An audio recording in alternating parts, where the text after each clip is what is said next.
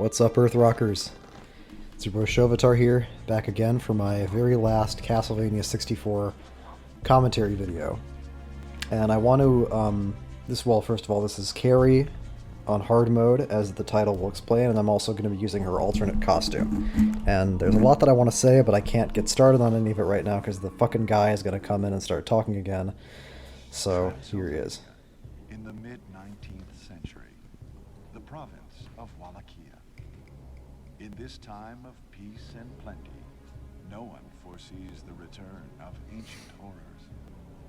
But the old legends live, and soon the land will again be plunged into darkness. The people have returned to the path of wickedness, and the bonds that seal their evil ruler's spirit are weakening. Carrie Fernandez, a young girl gifted with great magical powers. Sensing Dracula's return, she sets off alone to the Dark Castle. Now she must wield her inherited power in the fight against evil.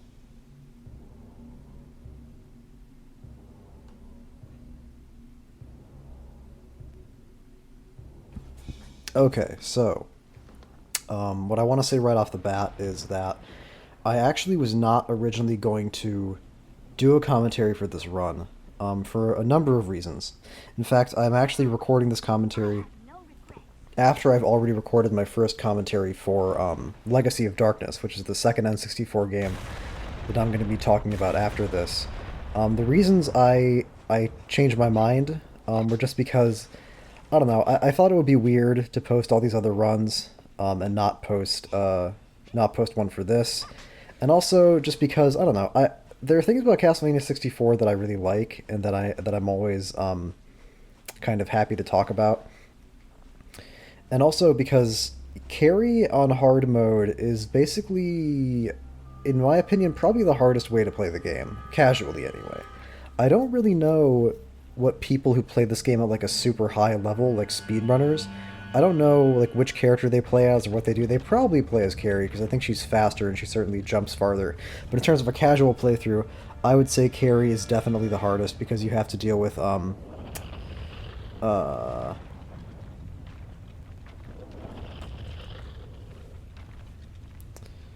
have to deal with like the hardest levels in the game, the Tower of Sorcery.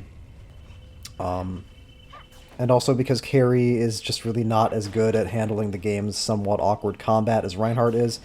As you can see, this is really going to become a problem in hard mode, because in Castlevania 64 hard mode, as I explained in my last video, enemies all have buffed health. So if these three skeletons, if none of these guys drops a health power-up, then this first stage of the first boss fight that's coming up in a second is going to be real rough, and I have a bad feeling this guy's not going to drop a power-up. He's not dead yet. Look at how many fucking hits this guy is taking. This is why Castlevania 64 on hard mode, like, honestly sucks.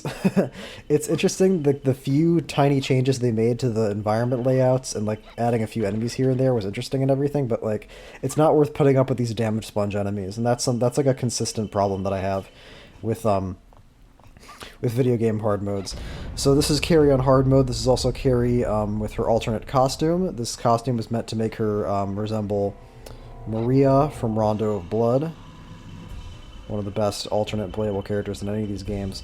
I also want to mention that the health buffs that are conferred by hard mode are, they're made even more dramatic due to the day-night cycle, because at nighttime enemies have more health, so it's like there's two different things giving them health buffs. And with Carrie, I think the idea with Carrie is that she's supposed to be like, well, she's supposed to have more mobility than Reinhardt, which she does, but in terms of her combat, I feel like it's supposed to be, like, slower but safer.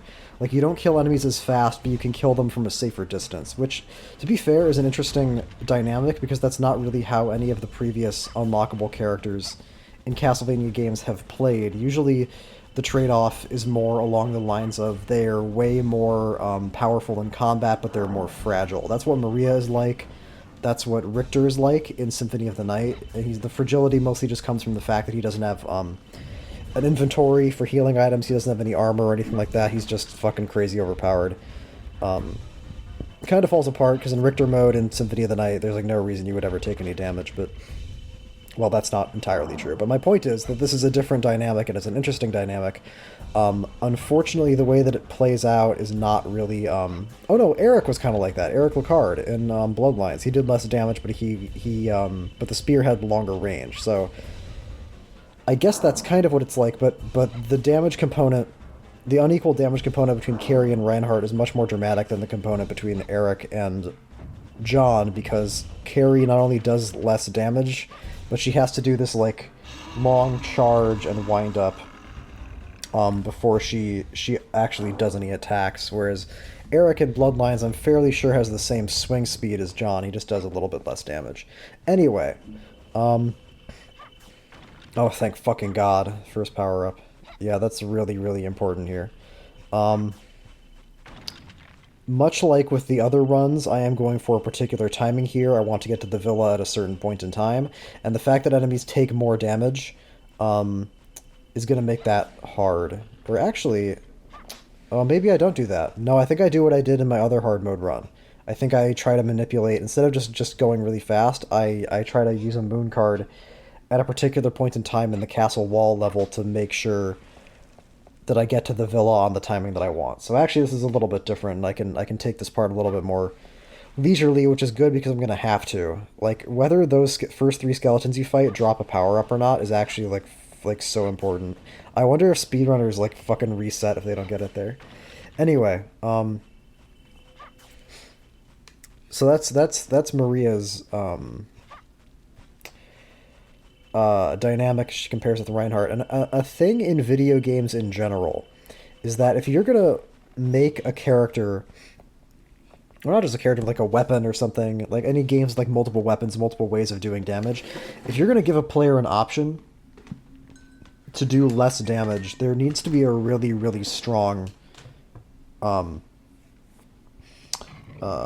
countervailing upside to make that worth it. Because doing less damage is like, that's a really big downside in video games. Again, Eric in Bloodlines kind of makes it work, because he also has some interesting mobility options that John doesn't have, but Carrie, the fact that she runs faster and jumps farther, I think she runs faster anyway. It's hard to tell because she's so much smaller than Reinhardt, but it kind of seems like she does. She definitely jumps farther. I guess it's supposed to be the thing that makes her more interesting, but in practice, combat still feels pretty bad. And not that combat is even, like, that important. And, oh, get the power up, get the power up. Get it, get it, get it. Okay, good. Not that the combat in Castlevania 64 is particularly, like, there's a lot of combat that I could just be skipping. Like, I probably didn't have to kill either of those skeletons over on the island after the big tiger monster died. So, if anything, I suppose you could argue that hard mode in Castlevania 64 buffing the health of all the enemies incentivizes playing the game a little bit differently and avoiding combat more often, which I kind of have a hard time taking on board. Usually when I play a video game, my impulse is to kill. Unless I really am strongly de-incentivized from doing that. And the fact that, you know what it is? It's like the buffed enemy health, and it's also the fact that Castlevania 64 insists on having these areas where enemies just infinitely respawn. So you're never, like, not having to fight something. And I don't know why I didn't pick up the cross from that torch back there. I really should have. But there's also a cross in the castle wall, and I don't really need the cross until I fight the Cerberuses outside of the villa, so it doesn't really matter. That's probably why I didn't bother, because there were, like, skeletons respawning over there. I don't want to talk too much about Legacy of Darkness before I actually start releasing videos about it, but one thing I will say about Legacy of Darkness is that Legacy of Darkness really cools its jets on the respawning enemies. There's not nearly as many sections of the game where enemies are just, like, constantly showing up over and over again. Castlevania 64. This part was like, I remember I actually have footage of like the first time I ever sat down and played this game. I don't think I'm ever going to upload it because you kind of can't really hear what I'm saying because my microphone is really quiet, but this part of the game is like, it's where I was like, oh god, it begins. Everything I've heard about this game is gonna come true. Like, it was the awkward angle of the camera and like the platforms and like the instant death pits, and I was very, very worried. I don't know if I've mentioned this in my other commentary videos, yet. I guess I'll mention it again. I'm probably gonna end up repeating myself, but you know, whatever. Um, I originally was not going to play these. I think I have said this, but I'll bring it up here anyway. The reason that I was recording my first impressions of the game is because I originally was not planning to do like a deathless run. I was actually going to do something more like a traditional Let's Play, where it's just like me sitting down playing the game, live commentary as I'm playing. Um, and I did that because my understanding of the game's reputation was that it had all this wonky ass platforming, and that's like my least favorite thing in video games. And I didn't really think that I could do a deathless run in the way that I had before. Ultimately, I compromised. I decided that I would do deathless runs, but that I would I would incorporate save states, which I'm not particularly proud of. But I think this was the smarter choice because I did have things to say about the game, and I just wanted to show like the alternate costumes too because I think they're pretty neat, and also because I'm not really very good at live commentary. I think well, it's a skill you have to develop like anything else, and I don't really have much experience doing it. I'm much better if I don't have to worry about actually playing the game while I'm talking about it, and if I just kind of have to organize and express thoughts I know I've already had about it. So I don't know. Maybe that would have been fun to try out. Maybe you guys would have liked that. I know people like that kind of thing, but I don't know. I don't think it would have been very good.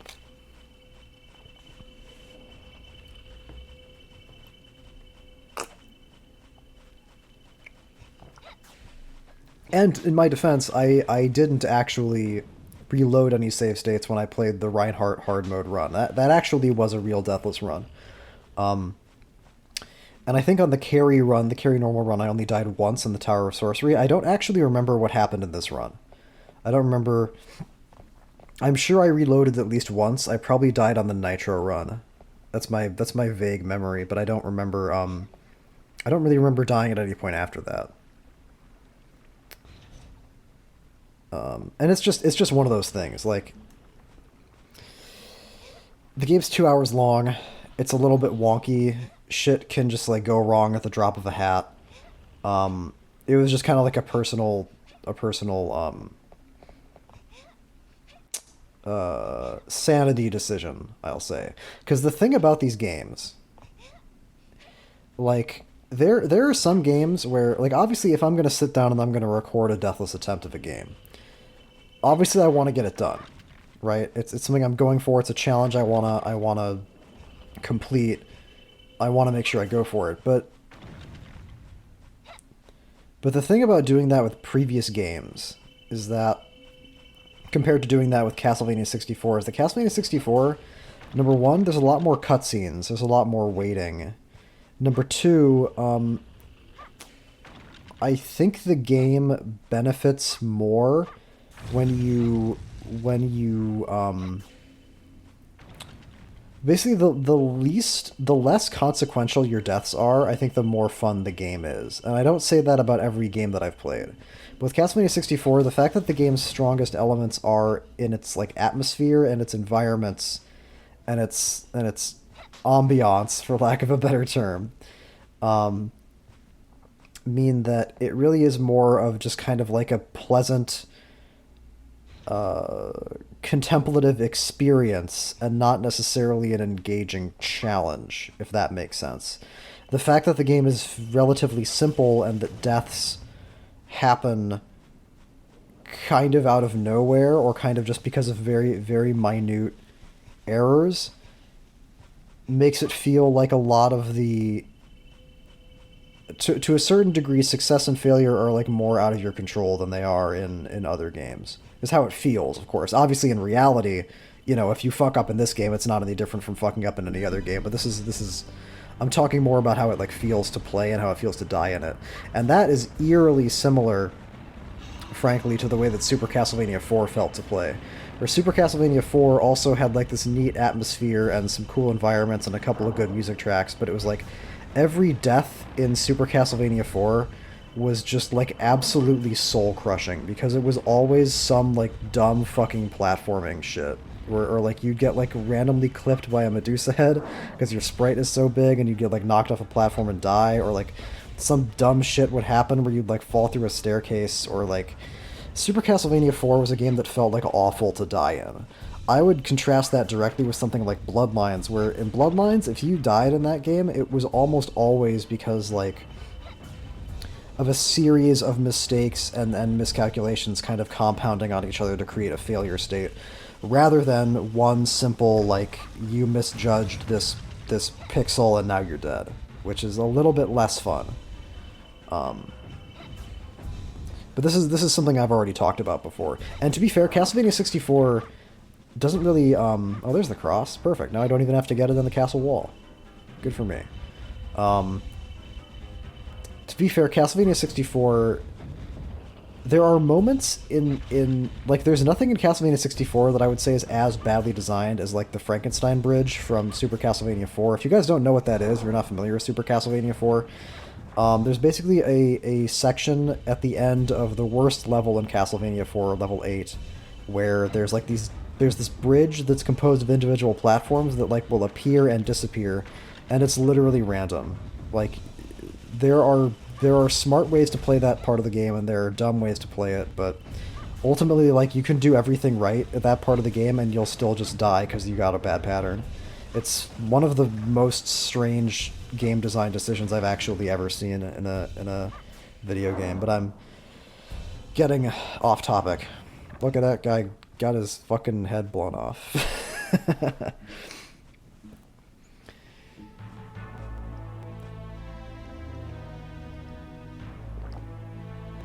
There's nothing in Castlevania 64 that's as bad as that. In fact, I can only really think of one part of the whole game where it feels like whether you succeed or fail is up to like a very tiny quirk that's so particular that it might as well be RNG, and it's only really one jump in the Tower of Sorcery, and then the Nitro Run. Like the Nitro Run is just kind of fucking weird, and that can always just kind of fuck you up. But other than the Nitro Run, the only dangerous part that I can think of is parts in the Tower of Sorcery. I mean, that's part of what makes the Tower of Sorcery memorable. And, of course, if I get the glitch on this last phase of Dracula where the camera fucks up and I can't see what I'm doing, then I can die, but... and I don't remember if that happens here. I think it probably does. And when we get to that point far in the future, I'm going to be talking more about why that's such a problem for Carrie specifically. Another thing that I want to mention, speaking of far in the future, is that typically... when I record games like this, when I say like, I mean longer games, I'll record them in chunks of like two or three chunks. With every previous Castlevania 64 run, I've done it in two parts, where I'll record up to the Nitro Run, and then after the Nitro Run, and that's kind of like the halfway point. And that's usually about an hour each, so I'm doing, and I do that mostly for the sake of, excuse me. For the sake of the commentary, because I can't talk for 2 hours at a time. But usually the way that the Castlevania 64 runs go is it's like an hour pre-Nitro Run, and then like maybe about an hour post-Nitro Run. So it's like these two easy chunks. With this run, I actually have this in 3 parts. I think it's like up to the waterways, and then up to the Nitro Run. Or no, I think it's like Waterways plus Nitro Run, then post-Nitro Run through to the end of the game. I think. I'll have to wait. I'll have to see where exactly the cuts happen, because I don't exactly remember when. But my point is this is multiple save states instead of just one at the halfway point of the game. Partially for like difficulty concerns, and partially because of the length of the footage, where the fact that Carrie doesn't do as much damage, and the fact that the fact that she doesn't do as much damage, thereby making the boss fights take so much longer, staples like an extra 20 minutes onto this run that I think was not present in the normal mode run. So this is in 3 parts instead of 2. So the fact that she's not doing as much does have real consequences, and this is like one of the biggest indicators of that, because not only am I not doing that much damage, but half of my projectiles are just swerving away from the giant bone monster to try to destroy its fireballs. Which is a part... This is like a great example of where the homing properties of Carrie's projectiles are an obvious problem, because you have very loose control over what you're targeting. Where something could suddenly, and then that shit happens, by the way, where the fire just goes right through the thing that I'm hiding behind. I don't really understand that. Because the game will assume, generally, that whatever's closest to you is what you want to hit, which is a good assumption under most circumstances. I picked up a knife. Oh, I know why I did that. I wanted more jewels, and I knew that I could replace the knife with the cross in a little bit. In like a few minutes at the halfway point of this level. So normally if I see a subweapon drop anywhere near jewels that I don't want to get, I just ignore them. But there, because I knew I could get a cross to replace the one that I had, or rather I knew I could get a cross to replace whatever other subweapon I picked up, I just went for it. Because Carrie does want a lot of jewels. I'm going to be fighting the Cerberuses in the villa pretty much just with my subweapon. And I'm also going to be fighting the vampire boss at the end of the villa also with just my subweapon. So these are important. Or mostly my subweapon, I think. Ah.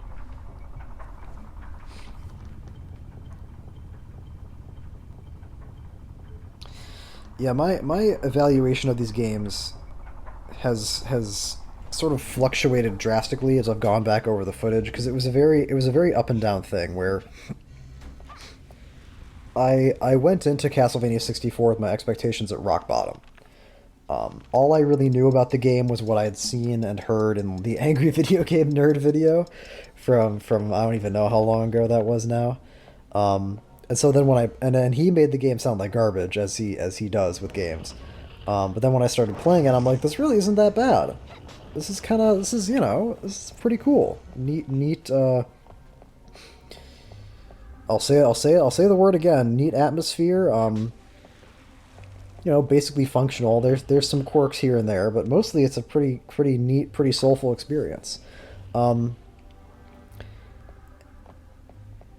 And I was kind of trying to evaluate it in comparison to the rest of the Castlevania series, which is pretty hard to do. It's pretty hard to compare 3D games to 2D games.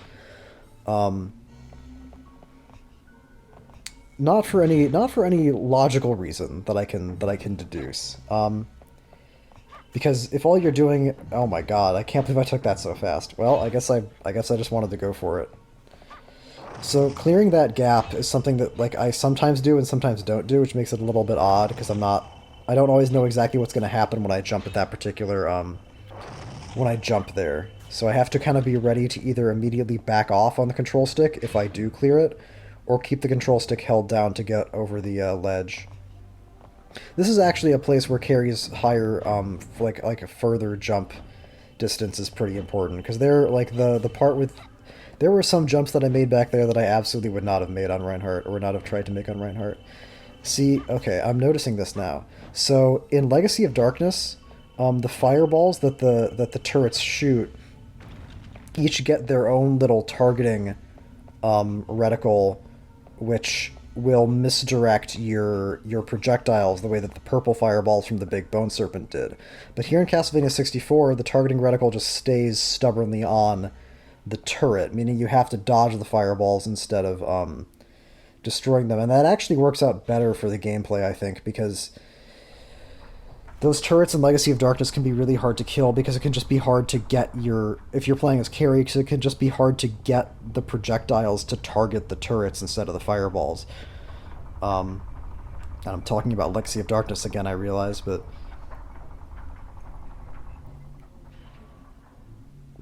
Anyway, to get back to what I was saying about evaluating this game in comparison to the rest of the series, it was hard to do. And I initially, because I'm working on this tier list, which I'm gonna make a video about once I've finished playing all these games. And I wasn't sure where to put this and Legacy of Darkness. Initially, they were very high. But then when I kind of went back and thought about it and really like tried to compare it to how it felt to play a lot of the other 2D games, I kind of curved back on that. Um, All who oppose the Dark Lord must die. I love this part, the voice acting.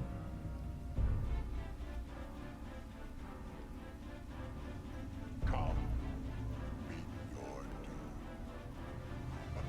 And that's another thing about these commentaries that it's just another reason for me to do them. It's completely selfish. It has nothing to do with any like entertainment or presentation. It's just kind of like a good way for me to reevaluate my feelings about a game with the benefit of hindsight, with the benefit of some time, watching it all play out in front of me and kind of remembering how it felt is very, very helpful.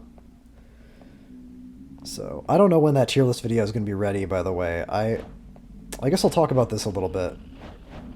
Well, yeah, I guess I'll talk a little bit about the Cerberuses. I think I kind of already explained this in my normal mode video, but I'll just explain this again. The reason I can only fight these guys with the sub-weapon is because the Cerberuses and the vampire enemies have this AI behavior where if they think an attack is getting too close to them, they'll dodge out of the way. And the thing is that Carrie's magic projectile moves so slowly that like they can just infinite dodge out of the way of the projectile. The Cerberuses do it, the vampires do it, so I have to fight them with a sub-weapon. And that is actually a pretty substantial oversight. That's probably the biggest like mechanical issue with Castlevania 64. That thing died super fast. I'm actually surprised by that.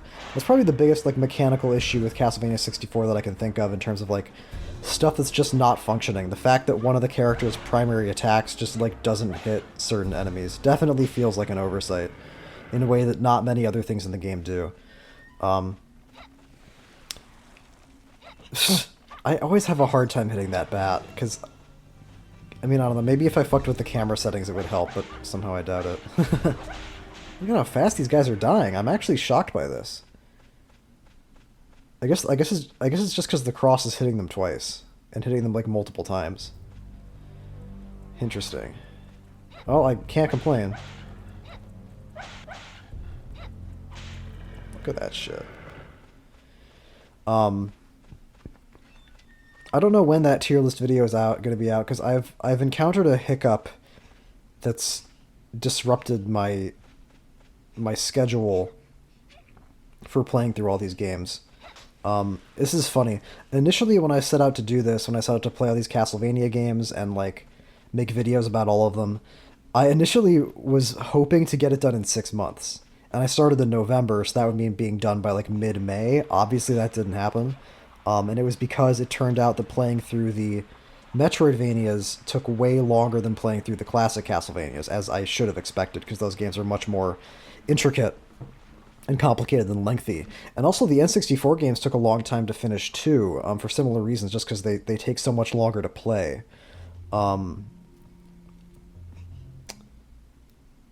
So that and because towards the end of April I got super busy with like real life stuff, and I couldn't really like like put as much time into this as I was before. So I think a more realistic appraisal is I'm probably going to be done maybe closer to 10 months than 6. Maybe like mid-September is when I'm going to be done. I don't know, but the reason I bring this all up is because I've encountered a bit of a hiccup with my planned schedule, my loosely planned schedule. I've encountered some technical details with the PS2 games. God damn it. I'm just trying to pick up a fucking gem, and this guy... Whatever. These guys are slower in Legacy of Darkness. I forgot how fucking, like, relentlessly fast these guys are in C64, at least during the nighttime. I think, and I know nighttime buffs his health. I don't know if it buffs his movement speed, too. Fucking die, dude. I would love to know how much health this guy has. Okay. Because there were 2 N64 games, for two Castlevania N64 games, and then 2 Castlevania PS2 games. And I do own a PS2 somewhere. But it would be easier to just get the recording if I could emulate it. And it would also be cheaper because I wouldn't have to actually buy copies of the games, which I don't have. But I'm encountering technical issues that may take a while to resolve, and that's kind of really thrown a big monkey wrench into the pace that I had planned to be on in terms of finishing the games and posting these videos. So I don't really know what I'm gonna do now.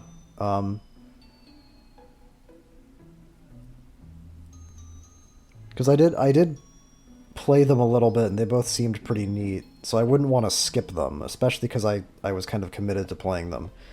The only games in the series that I really told myself I didn't want to play were ones that like I would have to buy new hardware to play. And I also don't really care about like Harmony of Despair.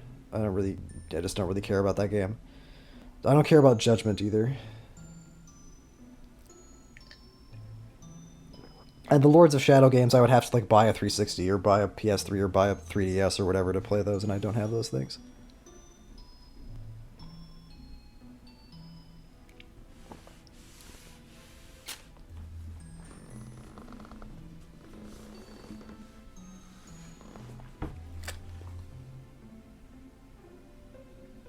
It was a strange decision for them to give Rosa and Vincent in the villa the same dialogue, whether they're talking to Carrie or Reinhardt. It would make more sense if they were voiced.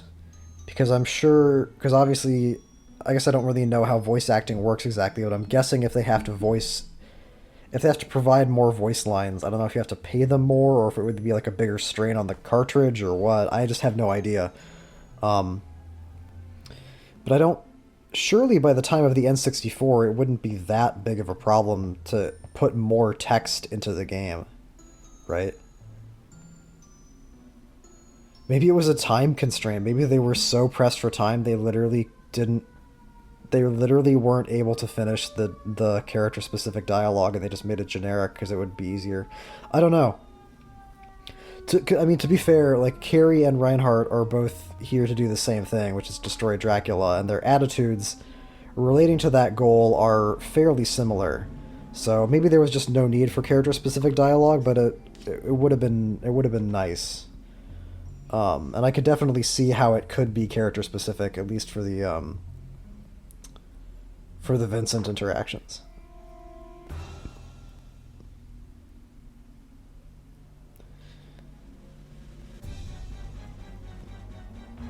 Dude with a cross made of cheese.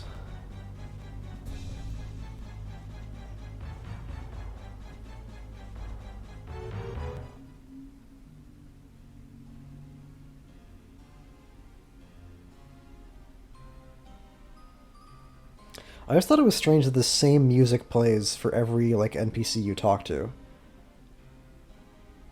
Like this music, I feel like this music makes sense if you're talking to like Renan or if you're talking to Malice in the castle center, but I don't know why this music is playing here because it's a little bit sinister.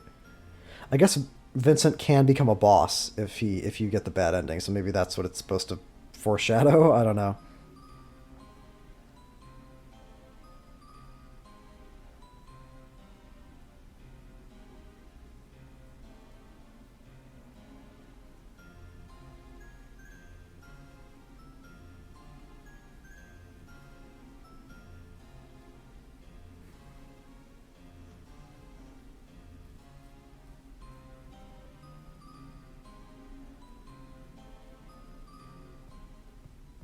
I wonder if there was like supposed to be more stuff with Vincent that they never got around to adding. Because I feel like he's the NPC who has like the least to do in the game.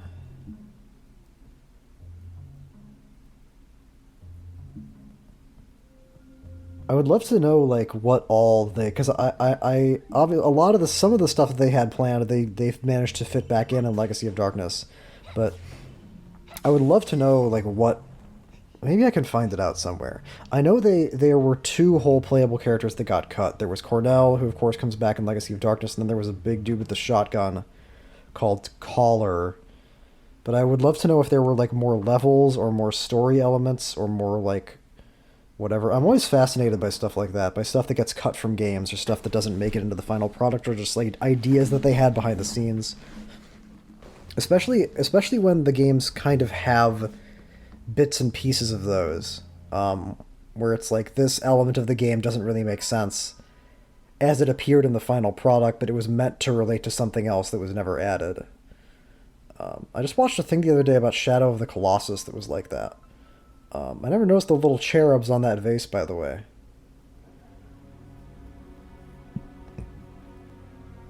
This is a cool scene. The villa is like its own little mini horror movie. It's very nice. Classy one. Classy one. Not too violent. Shadow of the Colossus, yeah. So Shadow of the Colossus, I don't know much about Shadow of the Colossus, but I know that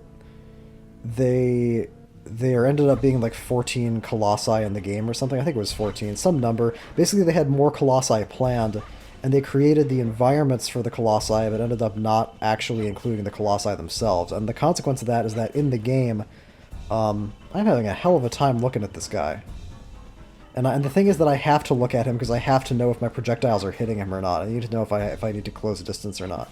This would actually maybe be a situation where fucking with the camera settings would help, but I became very defeatist about that when some initial attempts to influence the camera ended up not really making a difference. Shadow of the Colossus, the way that it played out was that there were lots of like big empty areas in the environment of Shadow of the Colossus because there were supposed to be fights there that were never added, but it kind of worked out because it made the world feel bigger and feel more mysterious and more like lived in, because not everything that you encountered had this like super specific gameplay purpose. You know what I mean? Something about the way that guy fell over backwards is amusing to me. And the villa is kind of like that too, like this whole big room here that I like never really went into.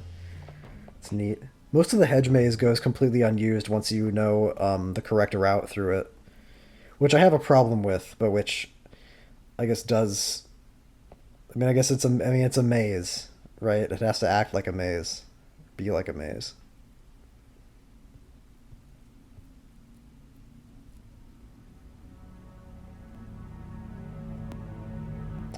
You know what would have been cool?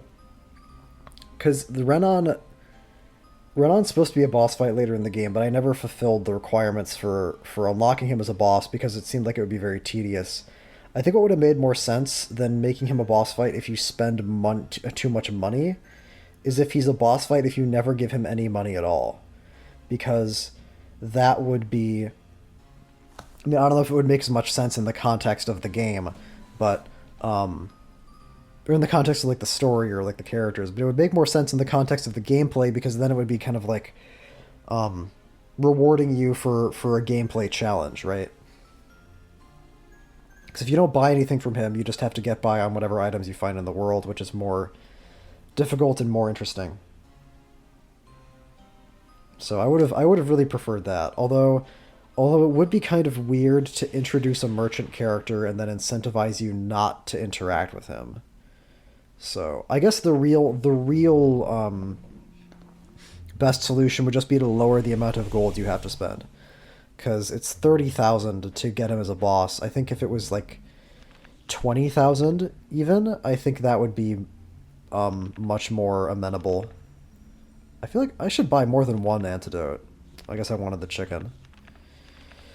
I should probably have spent more of that money on the antidote, the cure ampules, the anti-poison items, because those are relatively scarce, and you can get poisoned a lot more often in this game than you can get vampirized, which is what the purification orbs cure.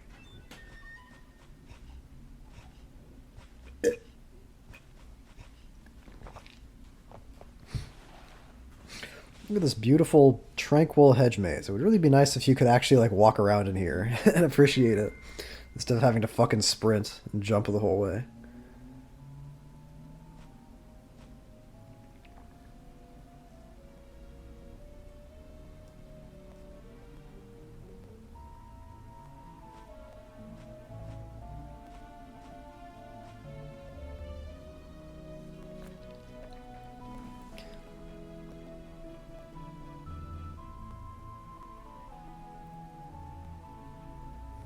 I'm here to fight Dracula. That'd be funny.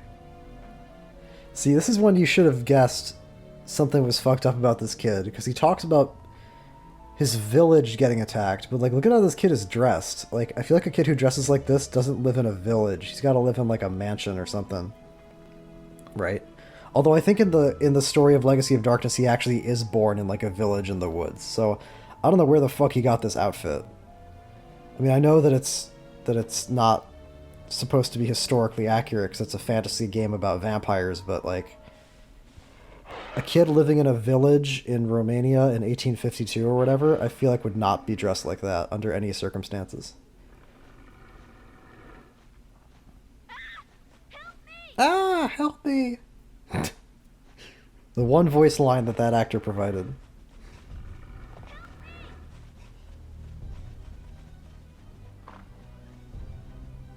Romania or... Is Transylvania in Romania or is it in somewhere else? I think there's actually a dispute about that. I think there's one of those like weird Eastern Euro like territorial disputes about where Transylvania is, and I think it's only because like Dracula is famous and like two different countries want to say that they're the country that Dracula is from. I think that's it. I think it's like Romania and fuck, I don't know. I don't know Eastern European geography that well. It's got to be. Oh shit, my power's flickering. Oh god. There's lightning outside. Oh, I really hope my fucking power doesn't go out mid-recording. That would actually suck really bad. Wind's blowing. I guess it's hanging in there. Oh, this is really nerve-wracking, actually. I see rain coming down. Fuck, this game's haunted. Even just watching it on my computer is making everything freak out. Well, if there's a sudden cut in this recording and then I come back on and I'm apologizing, it's because my power went out. I really hope that doesn't happen though. I hope the lightning at least waits another 5 minutes before this video file is over, before deciding to cut the power off. Well, we'll see.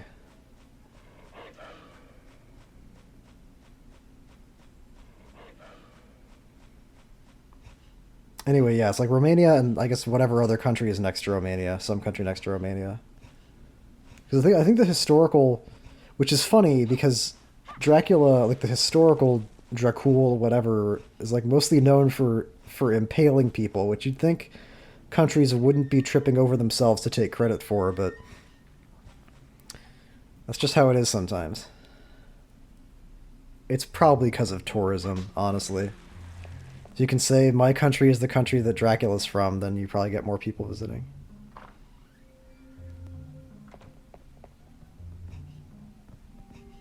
I actually don't know that much about the historical...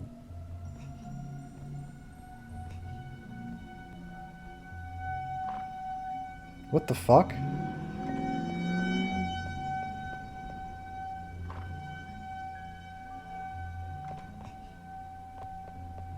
Is another fucking tornado warning?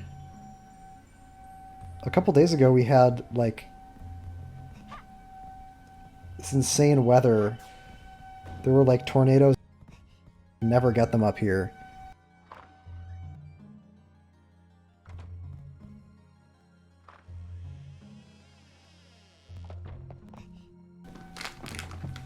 Shit.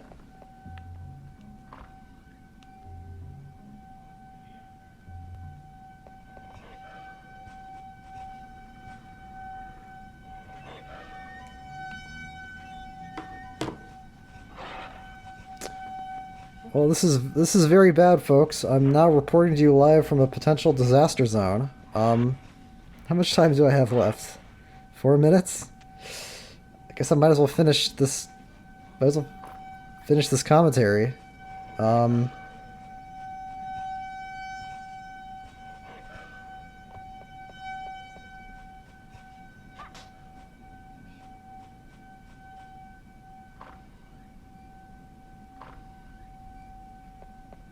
It'd be nice if I could see what's going on.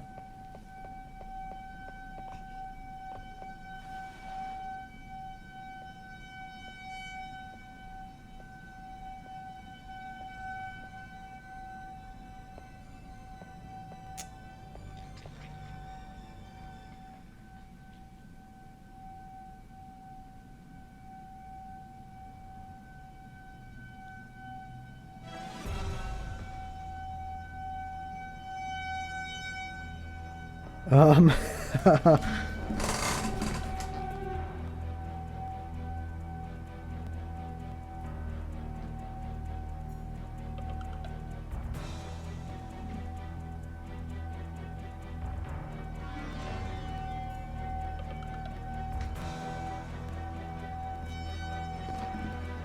I can see rain under two different streetlights that are like really close to each other, and the rain is blowing in different directions on the two streetlights. This is very bad.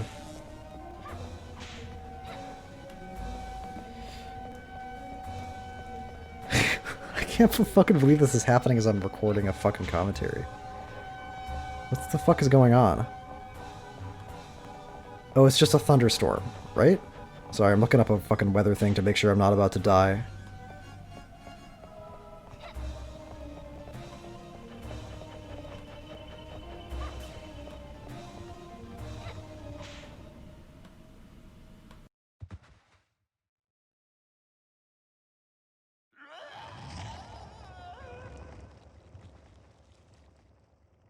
Oh, it's just severe thunderstorm. Okay. It's not a... I guess it's not a tornado? I feel like they wouldn't usually blow the sirens for a fucking bad thunderstorm, though, would they? Maybe they would. Well, sorry, I didn't have anything to say about the boss fight. I was a little bit... This is so crazy. I can't believe this is happening. Okay, well... Wow, this boss fight sure, sure is something. Okay, now I have to post this. No, but seriously, this boss fight actually is really obnoxious. Although it's... Carrie having a fully charged, like fully powered up projectile can be nice, because it means that she can... I feel like sometimes the bats absorb the whole thing, but sometimes they can go through the bats and hit the boss. This boss is important to fight during the day because of how obnoxious she is to fight and how tedious she can be to fight. Just fucking throw a cross at her. Okay, I guess that works too. Okay, I'm not gonna die. I'm not gonna die. I don't think. I was all freaked out because there were tornadoes. Not like in like the literal town that I'm in, but there were tornadoes like in a place nearby where we don't usually get tornadoes. So I was wondering if that's what it was. Anyway, I guess I'm gonna have to stop now. I'll hopefully I'll be okay. If you hear me talk again after this, it means that I haven't died horribly. So look forward to that. All right, good news, everybody. I'm not dead. I'm okay. Turns out it was a tornado, but it missed us. Things have been pretty fucking insane around here lately. Between the fucking smog from Canada and the tornadoes rolling through, this is kind of scary. Anyway, waterway. Anything about the waterway on hard mode that needs to be addressed? Not really.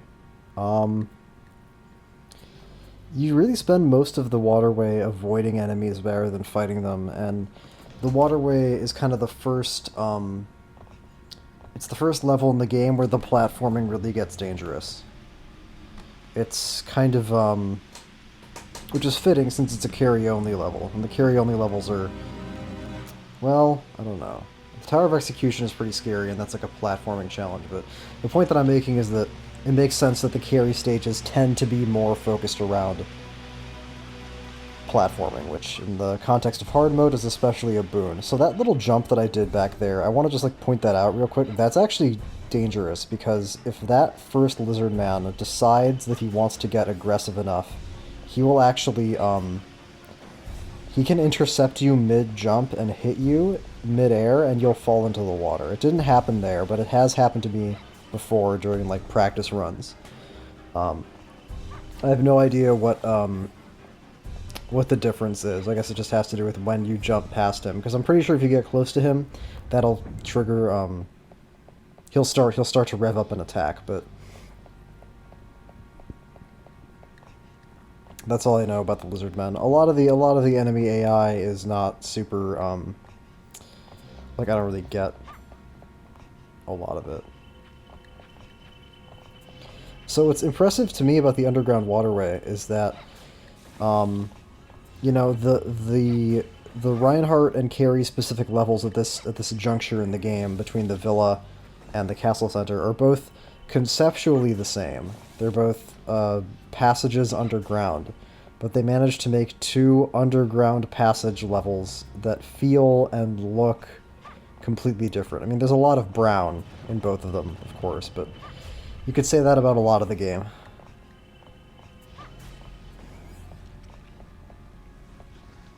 These lizardmen are an interesting replacement for the mermen. I don't know why they decided to, or they're more like, they're not even lizards because they kind of have like smooth skin. I mean, that could just be a graphical textural limitation, but they're more like salamander dudes. They look like amphibious, especially because they're jumping out of the water like that. I don't remember what game the lizard men enemies first appeared in. I think it's, or aside from this one, I mean, I think it's Harmony of. Are there lizard men in Circle of the Moon? I honestly can't remember. A lot of Circle of the Moon has kind of left my brain. Even though I did play it for a long time. I can envision all the rooms where I did all the farming, which is the central mechanic of that game, but a lot of the other stuff eludes me. I was always, like, unsure if I was playing this part of the waterway correctly, because it seems for all the world... The big question that I'm left with in this particular part of the waterway is, am I supposed to fight these lizard dudes, or are they supposed to basically just be enemies that serve as environmental hazards that I'm just supposed to run right past them? I think I'm supposed to do exactly what I just did, which is run past them at first, then turn around and fight them. And I want to point out that I'm not being poisoned by their acid breath, which would indicate... Jesus Christ. I guess I got air shot. Yeah, now is the time to use the cross. I don't know why I would be hanging on to it in a situation like that. I'm actually trying to think. I probably want to save some jewel usages for the castle center, because the vampire... Oh my god. Also, I want to say the mermen are more aggressive on hard mode here. Mermen, salamanders, whatever the fuck you want to call them. I think it's like Castlevania 1. I think like they jump out more aggressively on hard mode. Although they seem like they're pretty calm for now. I also don't really know how their spawns work in relation to that like platforming section. I don't know if they're on a timer, or if they spawn like if you reach a certain spot on the platform, or what. It was, I just couldn't really tell, and I didn't really want to like keep reloading save states to figure out, so I kind of winged it. And winging it tended to work out. Like, I remember that guy who jumped out of the water back there, if you're hanging on the ledge, when he jumps out, he can spit like acid breath you off, and like, that's the thing, all this shit is pretty scary, but I'm basically doing fine. Yeah, what the fuck? This is not in normal mode. This is a hard mode thing. Like, I don't understand. I also don't understand what the mechanics of this are. Like, if I were to had like jumped back over into a safe, like onto the ledge, that leads to the switch, would I be able to turn around and kill these guys and then traverse the platforming section without them spawning, or would they respawn because the game wants you to interact with them like environmental hazards? Like, this is what I don't. These are the things that I don't know. And because it's so brief, and because it would be so like weird to do the platforming in reverse and then do it forward again, I just winged it and just said whatever. I want to point out something also that the projectile did there, which is the projectile... I aimed it at something that was in front of me, but the projectile swerved off to one side and hit the wall instead of hitting the enemy. That's because the projectile prefers to attack enemies from like behind or from alongside them. And if an enemy is in a really cramped space, then the projectile will just try to move around them, but will hit a wall and destroy itself instead. It's actually very annoying, and it's one of the reasons why Carrie is not as fun to play as Reinhardt, is because the advantages that she's supposed to have don't even function some of the time. Those advantages being the longer range for her, not for her melee attacks, for her attacks. I think some skeletons are going to spawn here. Yep. I actually don't remember if these guys were in normal mode, but I think there's supposed to be 2 of them. No, only 1? Okay, well. Maybe there was a second one, but it got destroyed by like a remnant of the projectile. Something I want to note about the waterway. I like the music in the waterway. Probably one of my favorite music tracks in the game. It actually, most of the music tracks in C64 are just kind of ambient sound, but this one incorporates a few little melodies from previous Castlevania games, which I always appreciate. I'm a real sucker for that stuff. And now they're all gone. So, I don't know. Were they like one-time spawns or what? I don't know. Yeah, those guys are definitely more aggressive on hard mode, because that whole section was way crazier than it was on normal mode. I do remember that, for sure.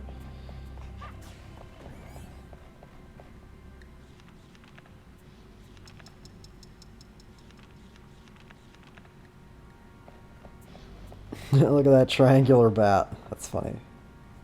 Not a criticism. I have no complaints about this kind of graphical style.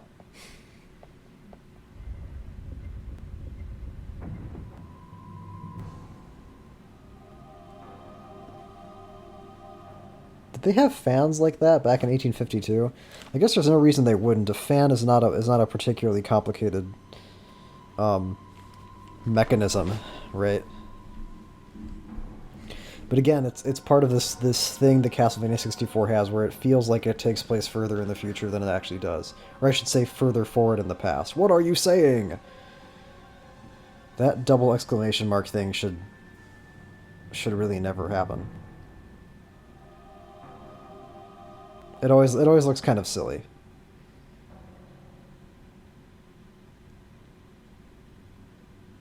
Her necklace looks similar to Malice's. I'll have to see. I'll have to wait until Malice shows up again, but I want to say it's like a very similar looking necklace.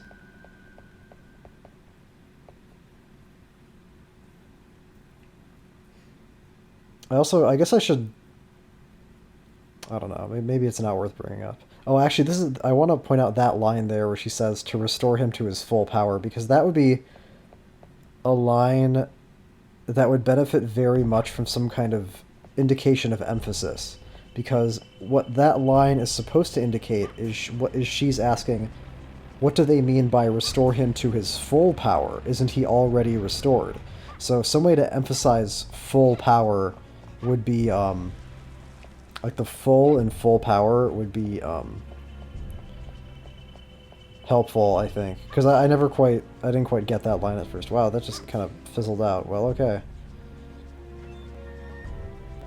That is an interesting thing that I'm noticing now that I'm watching this footage back, is that, like, how much of this combat that I could be skipping. Like, these 3 vampires, I feel like I could jump right past all 3 of these guys and just go through the grate and get out of here. What is this fucking thing doing? Okay. It kept on trying to crawl at me, but it was, like, caught up on the corner, I think. And these other vampires are very obligingly standing still and not doing anything as I kill that one.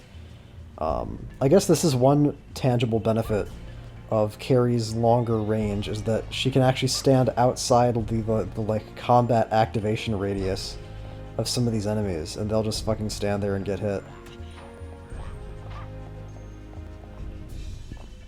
I always love it when enemies in video games like fly backwards or like fall backwards.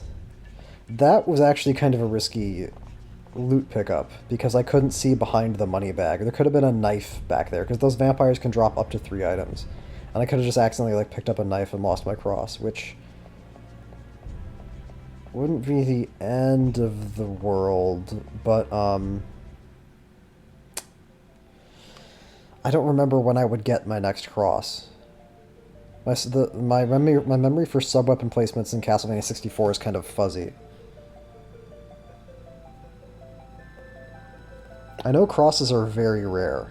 The game loves to give you like holy waters and axes, but there's very few crosses. I don't think there are any in the Tower of Sorcery. Maybe there's one in the Tower of Science? I can't remember.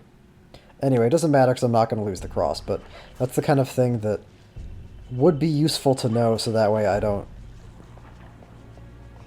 I don't think this ever happened to me, but like if I picked up the wrong if I picked up the wrong sub weapon, actually, I'd probably just go with it. Or I'd just like swap it out. If I picked up like the knife accidentally, I'd just swap it out for the first axe I could find and then just leave it at that. Because I mostly Carrie. The only point in the game where Carrie really strictly needs the cross and for combat is in the villa, and then once that's over, the cross is just kind of like a convenience thing. So the lizard men from the waterway, I guess now they're upgraded to poison you if they breathe on you.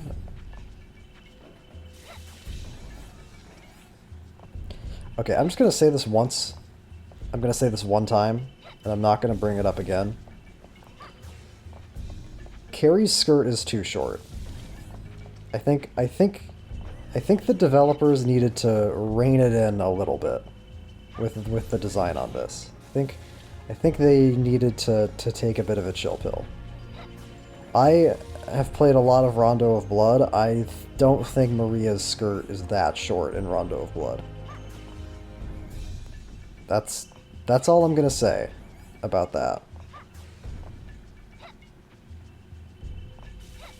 I could just not bring it up at all, but it's something I noticed.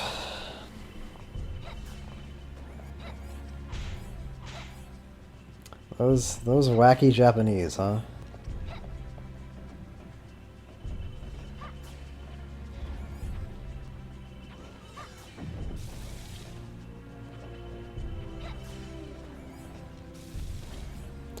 Anyway, yeah, this is why this run is taking so long, because I have to fight...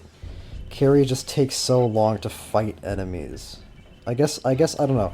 Maybe it would have been smarter...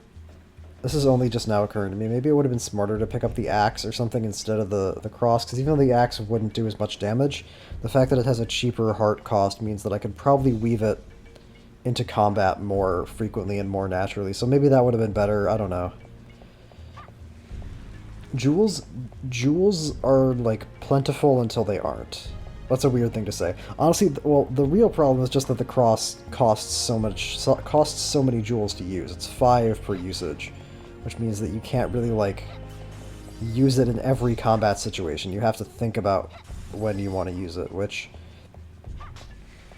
was a kind of paradigm that they started adopting for sub-weapons in these games that I don't think was really present in the earlier games in the series. Like, if you think about Castlevania 1 or Castlevania 3, it was very, very easy to accumulate a gigantic surplus of hearts and then just never worry about running out, because there were lots of torches, and enemies tended to drop hearts too. Then in, and I would say the same thing is true in Super Castlevania 4. Then in, I guess, Rondo, they introduced item crashes to try to make you think a little bit more about your heart supply and think about, like, using them.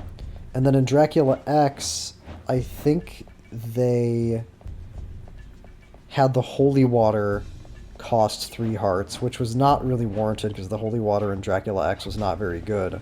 Generally speaking, it had a few really important niche usages, but mostly was outclassed by the axe. And then, I'm thinking. Bloodlines had just 1 per usage, but Bloodlines had the super magic attacks that cost. Basically, what I'm getting at is that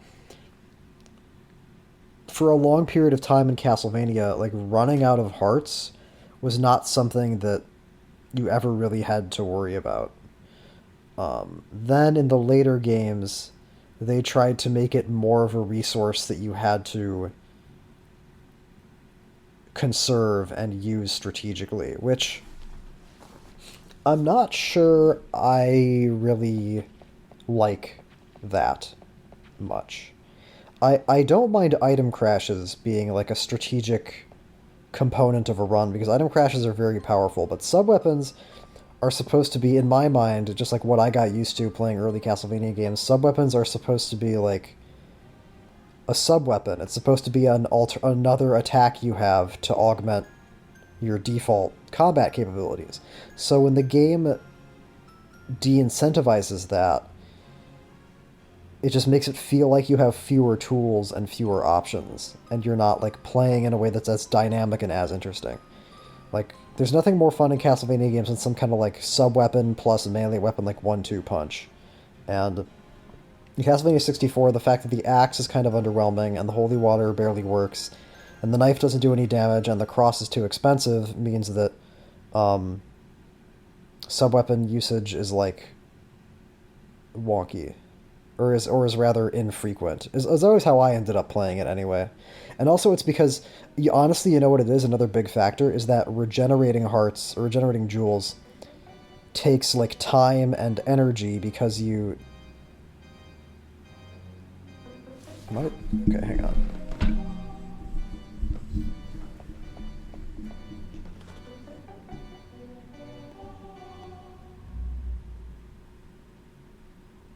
Sorry. I think I was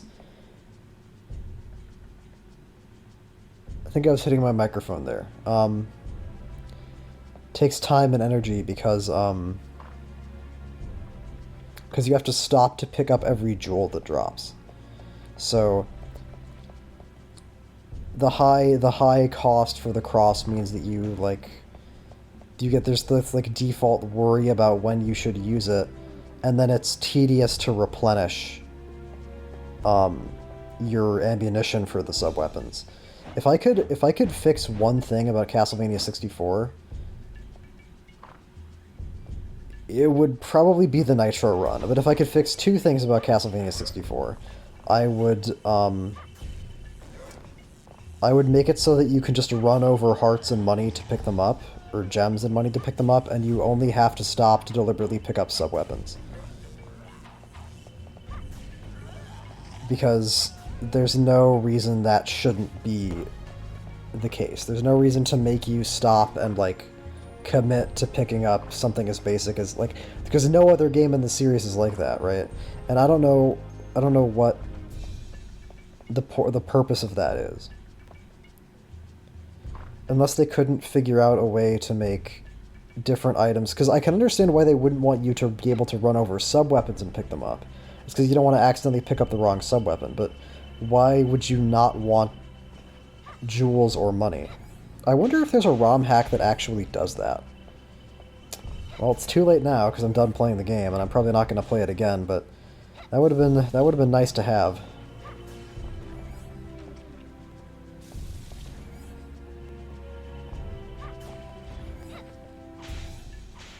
The thing is, the other thing about this, about like sub-weapon gem usage in Castlevania 64 is that there is a lot of combat that I could probably just be avoiding. This is not one of them. You have to kill these guys to get out of the room. But I've started to notice now like spots where I really don't have to fight things that I'm stopping to fight. Like I could have just ignored both those vampires in that room back there. And just ran. I could have just run right to the door, and I would have been fine. I think, anyway. Because I swear to God there have been times where, like... Maybe it's just in this room.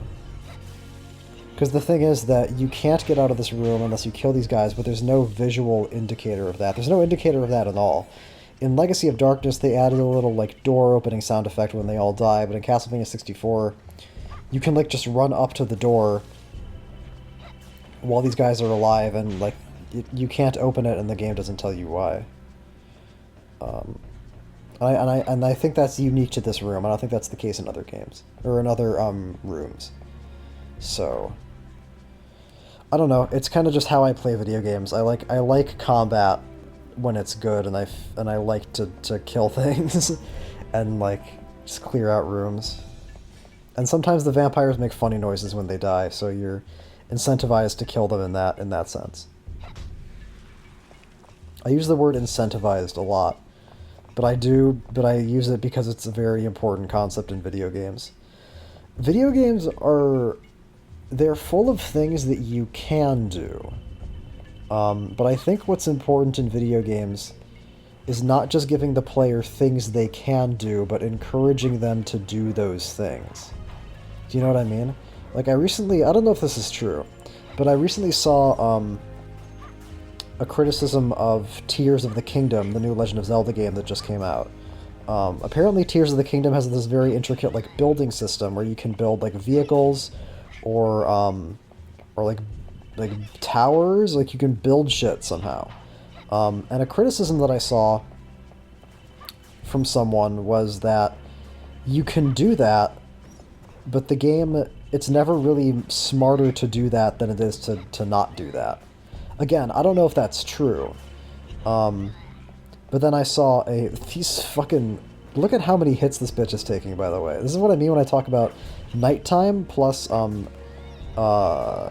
hard mode health buff making these vampires tanky as shit. And I should just be throwing crosses at them. I don't know why I'm not doing that. You know what would actually be great? Is if you could spend money at like Renon's shop to buy like a larger capacity of gems. Like fucking Legend of Zelda. Or like heart expansions in Symphony of the Night and Harmony of Dissonance. And Order of Ecclesia. I'm juking this guy. I can't even see him. I don't even know where he is or what he's doing. Is he dead? No, he's over there. Okay. And he hits me anyway. Oh well.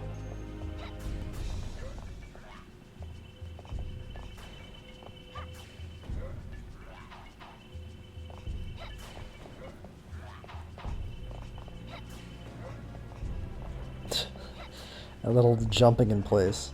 But yeah, the Tears of the Kingdom thing. And a counter critique that somebody made to that criticism was, well, why should you have to? Isn't it enough that it's just a thing you can do in the game that's fun?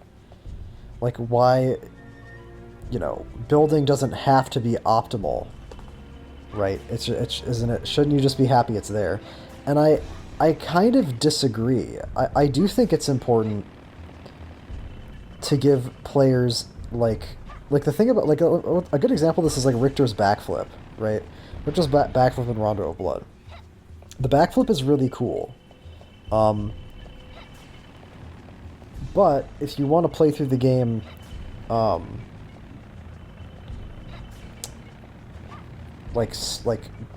it's cool and it's also really useful. Like the way that game is designed means that like not only is the backflip available to you, but the backflip is also very frequently helpful. Like if you watch my old Rondo of Blood footage, the way that I kill Dracula involves backflipping very, very frequently. I found other ways to do it since then, but that's the way that I do it in that footage, and it's the coolest way to do it. So, but if they gave Richter the backflip and then there was never any reason to do it, I think that would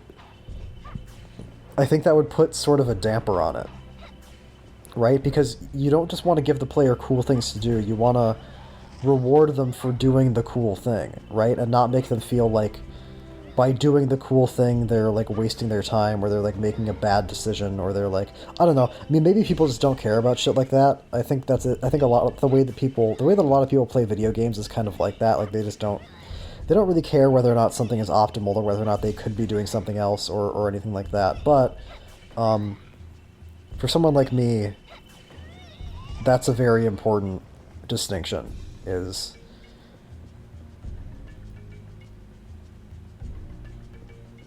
not just can you do it, but why would you do it? And I forget how this relates to Castlevania 64 or what I was even talking about.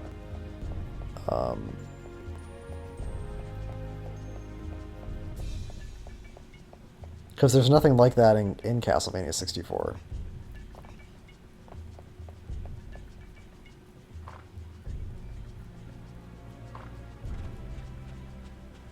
Oh yeah, incentivization, right. Because that's what I'm talking about. It's not just about what the player can do, it's about what the player is encouraged to do, or what is helpful for the player to do. Like, if I really wanted to, I could, well, not just I could, I'm certain I could have used sub-weapons more in all of these runs. Like, as I watch this footage back, I'm constantly at like 90 plus hearts, or like 70 plus hearts. And I know I could be getting more to make up for that, but again, it's the fact that it's tedious to do it. It's tedious to pick up every single crystal that drops. So, all of these things matter. All these things come together and affect each other in a video game. Ah, the castle center. I swear to God, this drumline is gonna be, like, embedded in my fucking brain. I'm gonna be hearing this on my deathbed.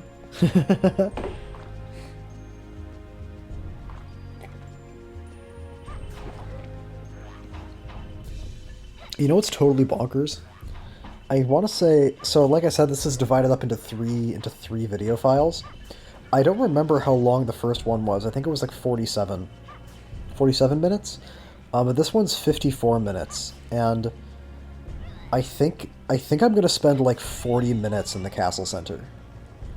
I don't know how much of this video was taken up by the waterways. I kind of didn't really notice because I wasn't planning on doing this calculation, but I would love to know like how much time I spend in the castle center during each of these runs, because it sure the fucking feels like a lot of time, because you have to do, and this is actually a more efficient route than the one that I used to do. I think I talked about this in one of my other videos, but I had a route that I would take when I first started playing this game that involved doing the big long nitro run down to the wall first, and that turned out to be inefficient. So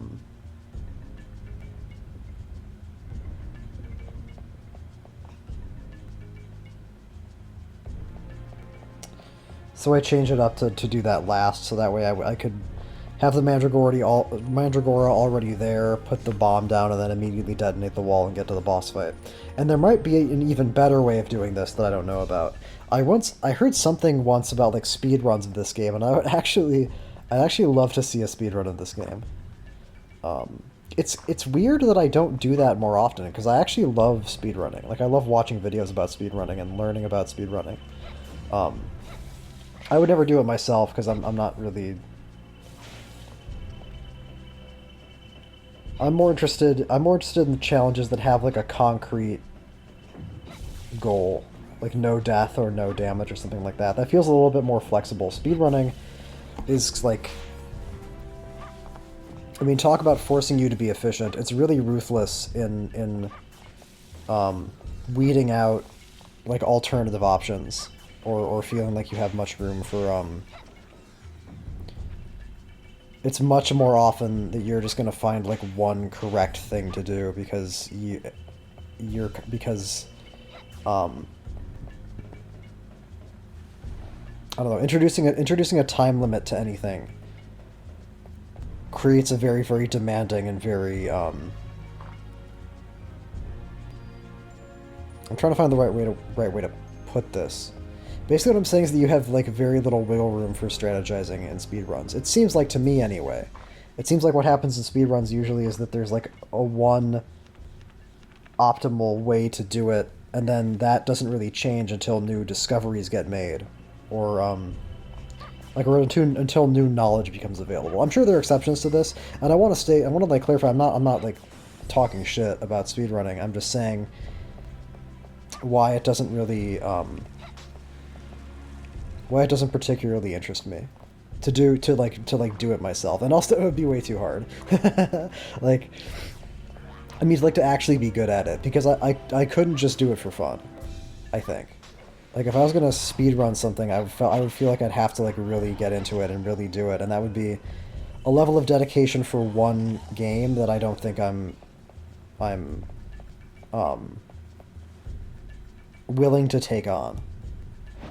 Like I think I've said before, I'm doing a middle ground with these games, where I'm not just playing them once and saying, here's my surface level impressions, but I'm also not like getting so deep into them that I can like no damage them or something. I saw some video, there's like a Legacy of Darkness Cornell story no damage, which is like fucking bonkers. That shit's gotta be so hard, man.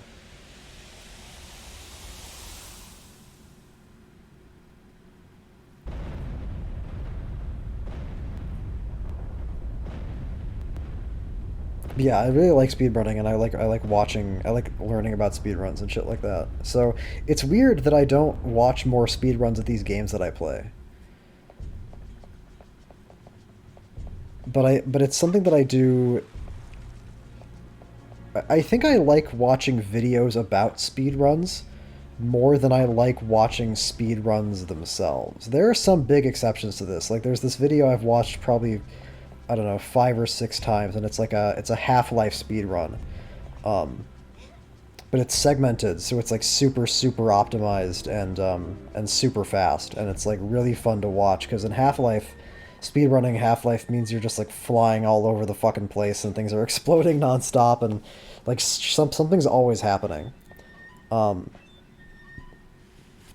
and I guess there are speedruns like that, but I feel like speedruns of Castlevania games are mostly like you're just playing the game normally, but you're playing it really well, which is fine.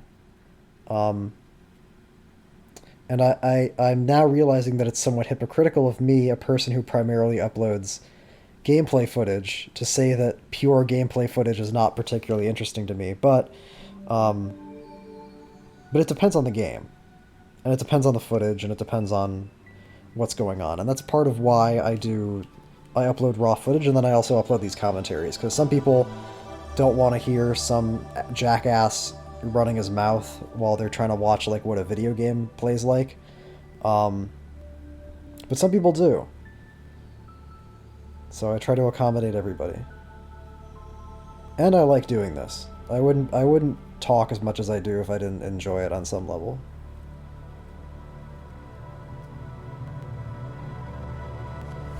Off it goes.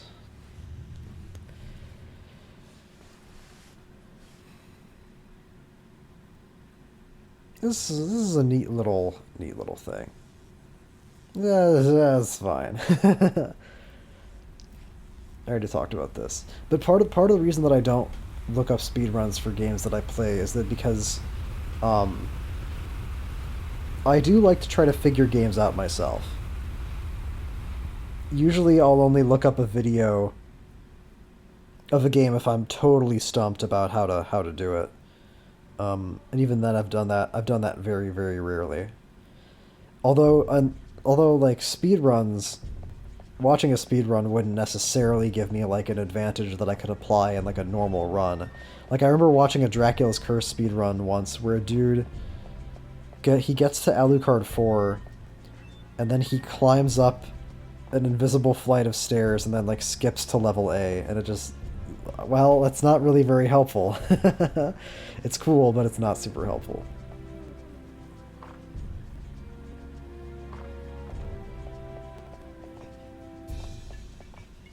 I wonder how long a Castlevania 64 speedrun lasts. You know, I should actually look that up. I'm gonna make a guess. Okay, my runs are like 2 hours. They're like brisk, but they're basically casual. I'm not doing anything special. I'm stopping to fight enemies a lot. I'm gonna guess Castlevania 64 speedrun. There's lots of cutscenes. You can skip the cutscenes though. Bosses. I'm gonna guess 40 minutes. Let's see if I'm right. I'm gonna look this up right now. This is happening in real time. I feel like this is gonna be an overshoot. I feel like it's probably gonna be, although I don't know. Depends on how much of the game they can skip. I don't know how extensive like glitches are in these games. Okay, what did I say? 40 minutes? Let's see if I'm right.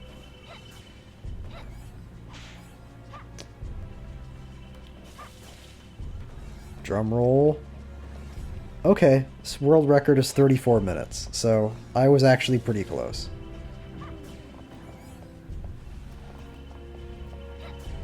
Yeah, that makes sense. Oh, Carrie and Reinhardt are their own separate categories. Interesting. Carrie seems more popular, which makes sense because she's faster. Interesting, interesting. Oh, and I've now like officially alt-tabbed away from the game I'm supposed to be commentating. Well, I mean, what do you want me to say? It's the Castle Center. I'm gonna be here for a while. I gotta, you know... I'm killing the lizard men again.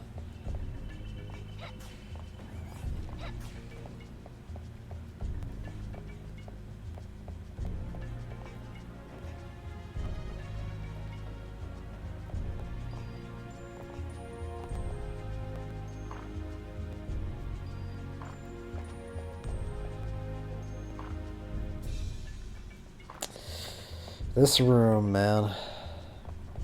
This room is like the nexus of misery. This was a... Look at that jump. See, that's a cool moment when Carrie's farther jumping distance actually becomes relevant, because I feel like a lot of the time Carrie, I don't know, I'm not focused on like yeah, I feel like I could run right past this guy and just go through the door. Maybe I should have been doing that. This is what happens to me a lot when I do these commentaries. Is I have like ideas that would be would have been really nice if I had them at the time that I was playing the game, but oh well.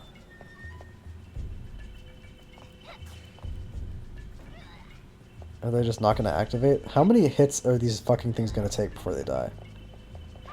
Okay, the game has decided that I want to fight this one. It's not actually what I want, but oh well. Only 3? I'm surprised. I feel like the vampires at the ground floor were taking like 6.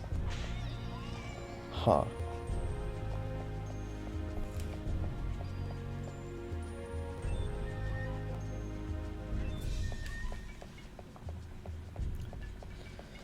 Model Zeppelin. When was the first Zeppelin invented? I guess Dracula's ahead of his time. See, this is what's neat about Castlevania 64, and about like the villa and the castle center, is all the little details. It makes me wish that Castlevania 64 had a scan visor, you know, like in Metroid Prime. I guess you don't know about Metroid Prime. The scan visor was a thing in Metroid Prime. You could like scan objects out in the world, and it would give you like information about them, and you could find like text logs. It was one of the best things about that game, actually. Do I take a... I'm not... Oh, wow. Okay. I'm not taking a break here. Well, alright. I guess I'm going for it. Oh, good for me. To be fair, there's really only one place in the Castlevania 64 Nitro run that can fuck you up. Or, well, okay, it's more like 3 or 4 places, but it's the same thing every time, so it's not that bad. The Legacy of Darkness Nitro run is kind of another story, at least on hard mode.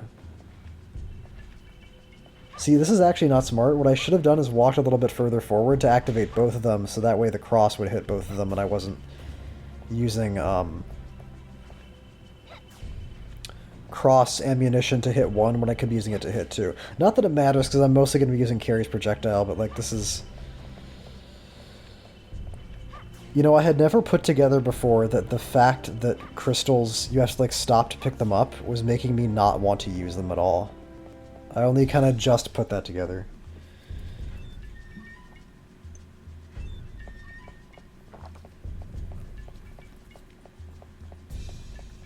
I wonder what ROM hacks there are for this game.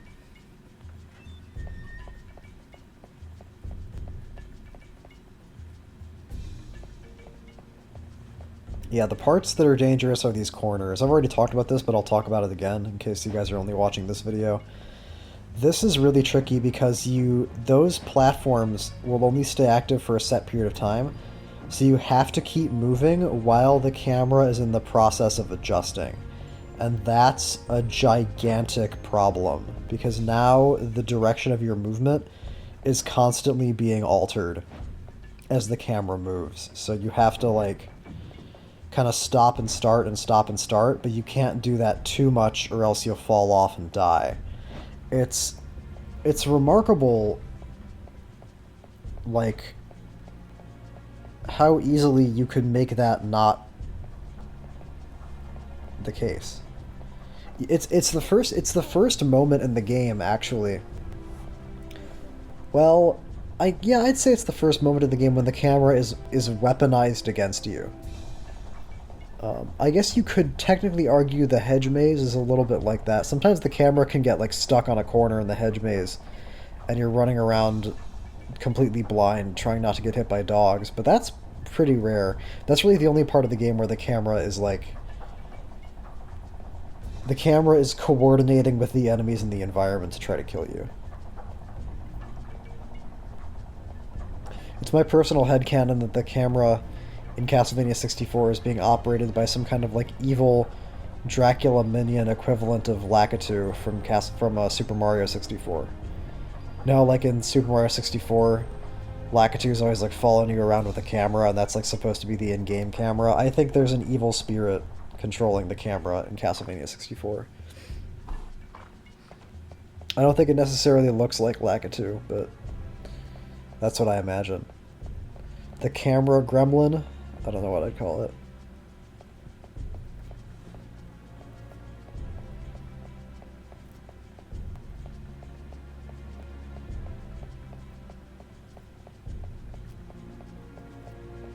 People like to shit talk the camera in this game a lot, and I do too, but I think there's only a few specific areas where the camera is really a problem. I don't know what exactly people don't like about it most of the time. I guess they probably get to the part in the Forest of Silence with the first boss, where like the camera's stuck facing the boss and the motorcycle skeletons blindside you. Maybe that's what people are talking about. Because the thing about video games, and the thing about critiques of video games, and like perception of video games, opinions of video games, is that a lot of opinions relating to video games are based off of first impressions, or are based off of the very beginning of a game. Now, that's not necessarily because people don't finish games before they give opinions of them, although that is the case sometimes, but it's also just because first impressions are very vivid and very distinct. And that was kind of what I set out to do. That's like why I'm doing this the way that I'm doing this. That's why I'm making sure to play these games over and over again and really make sure I know the games. I don't think of myself as a reviewer of video games exactly, but I guess that's what I'm doing to a certain extent. And if that's what I'm going to do, then I don't want to talk out my ass when I talk about video games, or when I talk about any one particular video game. Most people who critique things professionally, like that's their job, right? Playing video games is their job, and that means that it can be very tempting to knock off work early and not finish a game. Especially because especially nowadays, because AAA developers keep on making their games like 26 hours long and it's like 16 hours of cutscenes. If I was a fucking video game reviewer, I'd skip that shit too. But even when I'm not talking about, 1 second.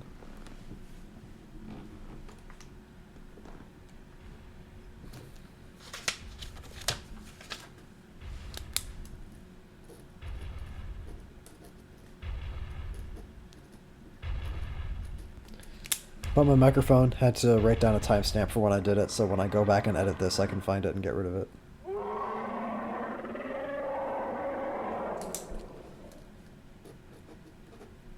Okay.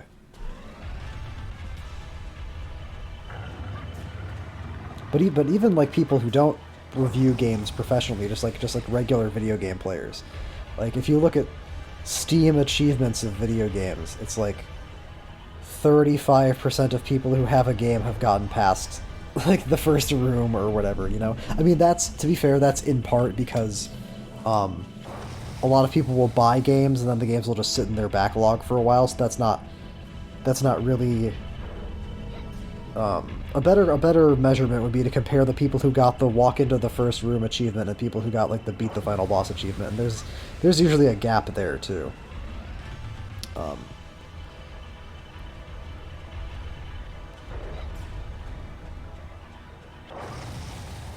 So and I think that games, I don't necessarily blame people if people don't like a game, like, and they don't want to force themselves to keep playing it. That's fine, but I would rather evaluate a game as a complete thing rather than just sort of give up on it too easy. Because almost every single one of these games that I've played grew on me. Like Harmony of Dissonance grew on me. Order of Ecclesia really grew on me. I want to say Bloodlines grew on me. The only ones that didn't are like Circle of the Moon.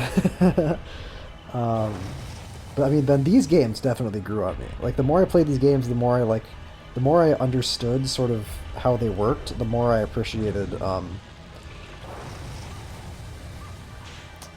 what they had going for them. I'm talking about this in Legacy of Darkness because they're it makes sense to talk about those games together.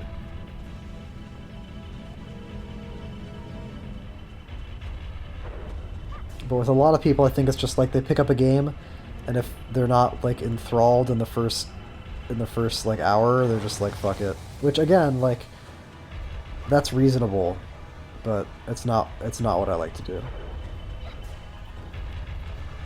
This dude just like stops registering damage on his health bar once he gets down to like half HP. I thought I was saving up cross usages for this fight, but I'm not using it as much as I thought I would be. So I don't know what the fuck's going on. Maybe I'm saving up the cross for the next boss, because the next boss is more dangerous. Because I figured out how to dodge this guy's attacks, but I never figured out how to dodge the next boss's attacks. And I think I mentioned this already, but I'll bring it up again because I think it's funny. Like it ends. I found a like a game FAQ's boss guide for Castlevania 64, and it literally just like lists what the attacks are. It doesn't tell you anything about how to dodge them. It just says what they do, as if that's helpful at all. That fucking guy exploded. Well, this motorcycle exploded. The guy just turned into bones and flew in a million directions. Another thing that's important in video games, besides incentives, is when enemies explode when they die. That's something Rondo did, and that was very important.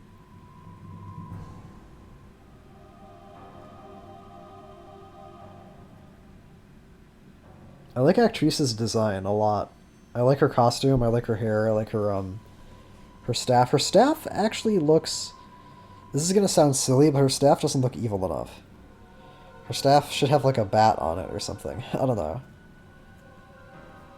It's like gold and blue. It's like a good character staff. I guess it's kind of a sinister shape, but the colors should be different, I feel like. Maybe that's like based off of something.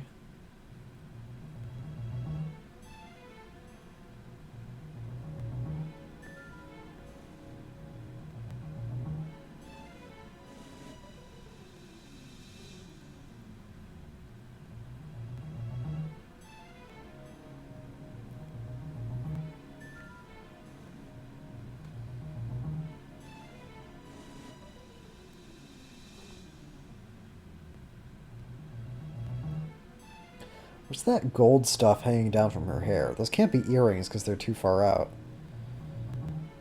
Carrie kind of has a thing around her neck that's similar to what Malice is wearing.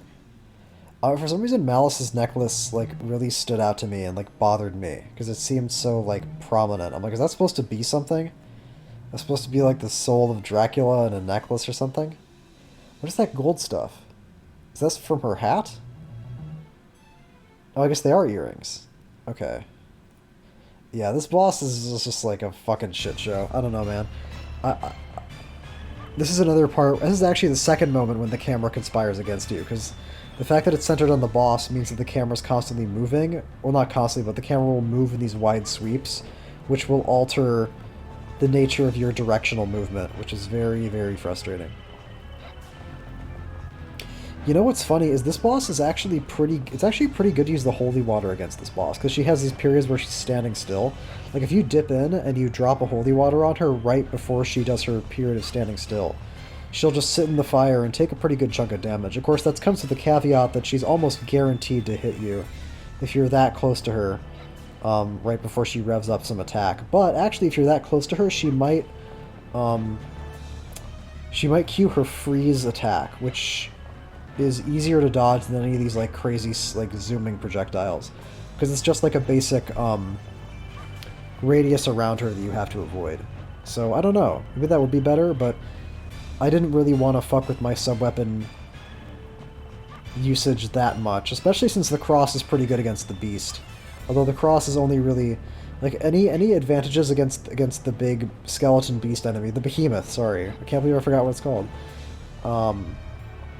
are really just about convenience. Because the behemoth is never going to actually kill me, unlike this boss, which could if I just don't decide to use any healing items. Which there's no reason for me to... Like, how the fuck am I supposed to avoid that? Cause, like, let's be real here. You see these fucking projectiles? Just throw a cross at her. This is insane that I'm not just using my sub-weapon. Okay, whatever. Once I'm at, like, red health and I'm, like, one hit away from death and I'm sitting on 74 gems, I should just throw a fucking cross at this bitch. I don't know what I was thinking. Oh, actually... Okay. I think I kind of know what I was thinking. And again, this is related to the fact that you have to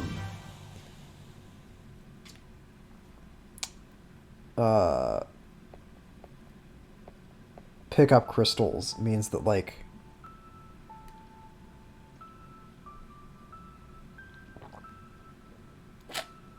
I want to go into the Dracula fight with full crystals for reasons I'll talk about when we get closer to it.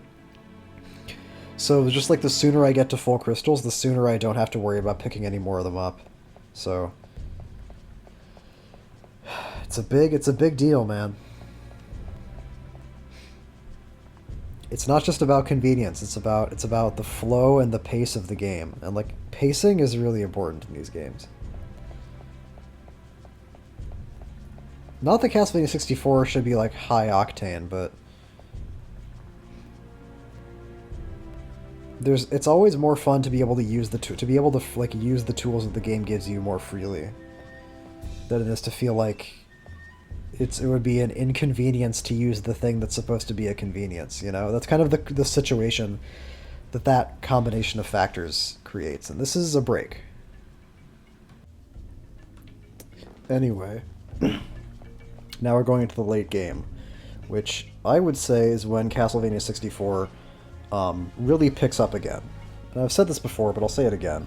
Castlevania 64 is kind of up and down in a lot of ways. It starts off pretty rough with the Forest of Silence. Gets a lot better with the Villa. The Castle Center is sort of...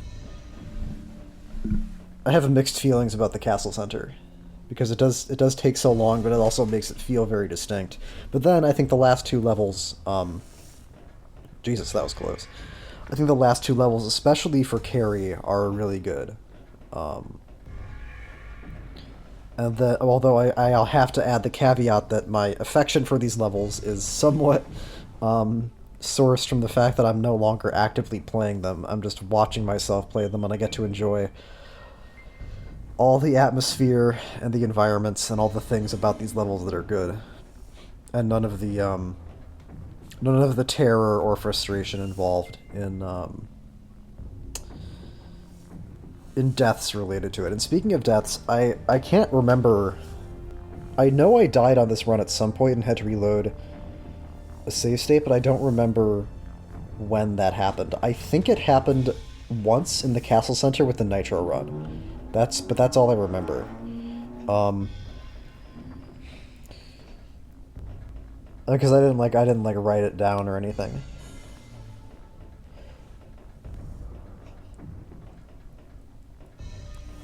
I was never quite sure that I understood, like, how you're supposed to interact with that, like, overlap of the conveyor belts moving plus the lightning. And this part is so weird, because, like, it seems like each subsequent level... Oh my god. That was some fucking No Country for Old Men shit. The car just crashing into Anton Chigurh at the end of the movie. Anyway, it's weird that, like, there's a conveyor belt level where there's, like, lightning guns and spike blocks coming at you, and then that's followed up by one that's totally empty. I think there's supposed to be spike blocks coming out of that, like, empty conveyor belt level, but they just, like, didn't spawn there, and I don't know. I guess they must have a pretty long spawn timer.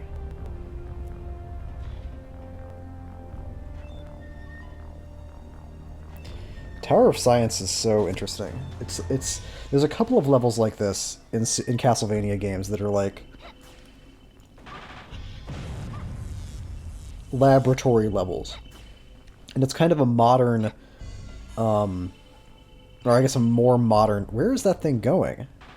This is the other problem with Carrie's projectiles, that sometimes I don't know what it's doing. I also don't know if it's hitting anything or if it's trying to hit something and missing. I guess it was hitting something. Yeah, one consequence of hard mode. These turrets no longer die in one fully charged projectile. Now you gotta follow it up with something else, which is a pretty big deal. Since they have such a long range, I'm kind of relying on them getting one shot to not take damage. Not that I'm super concerned about that at this point, of course.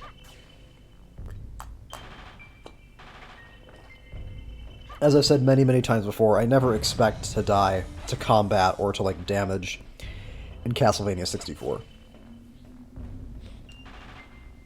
But yeah, modern iteration of, like, the laboratory. What was the first game that had, like, a lab level? Like explicitly. I guess it would have to be... I guess it would be X68? I guess it would be Chronicles? 93? Where level 8 was kind of like a mixture of a lot of different like concepts, and one of them was very clearly like a laboratory. I mean, I guess level 5 in C1 is also supposed to be that, but it's not conveyed quite as strongly. There's just kind of some weird mechanical stuff in the background. But what's funny is that this Tower of Science is basically like a laboratory level, and it's full of much more modern stuff than anything in the laboratory level in Dawn of Sorrow, which is a very like explicit lab level. And something that I want to point out here is that the Tower of Science, like the Clock Tower, is the level where you lose control of the camera. So I had to do that little dip into that alcove back there and then dip back out again to sort of like reorient it. It's not a huge deal as long as it can be fixed, but it is pretty strange, and I don't know why it was this level in particular that they didn't have a chance to like fix the camera for. I guess maybe they figured it was like not strictly necessary, because if the camera in the Tower of Sorcery didn't work, then that level would be completely unplayable. But okay, so I can kind of orient the camera. I just can't like... What is happening? Oh, I'm looking at the floor. I think I wanted to see if there were any gems down here. Because I knew this door existed, but I didn't know... I never, like, checked it before this point. I just decided, fuck it, and it's completely empty, so... I can't explain this at all. I don't know. Maybe if you go in at a certain time of day and you click your heels 3 times, and you sing the praises of Kakek, then a secret Pokemon will appear in there. I don't know what the fuck the point of that room is, but... Oh well. Maybe they meant to put something in there, but never did. And if you're wondering, well, maybe there's something in there in Legacy of Darkness. Unfortunately, the Tower of Science in Legacy of Darkness is completely different from what it is here. It's conceptually the same, but the layout is totally different.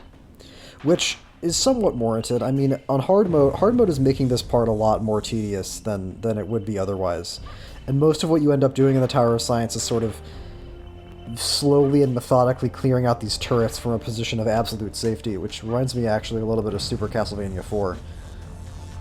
Super Castlevania 4 also had kind of a similar problem where a lot of the combat in the game just involved like whittling down enemies from positions of safety where there was no real interaction going on. Although, of course, killing things in Super Castlevania 4 is much faster than killing things in Castlevania 64 with Carrie's slow-ass, slow-charging fucking projectile thing. So some redesign of the Tower of Science was perhaps warranted, but I think Legacy of Darkness took it too far. But again, I'm going to have to wait to talk about that. So there's a turret over there that I can't see because the camera doesn't want me to see it. Is it dead? No, not yet. Still going.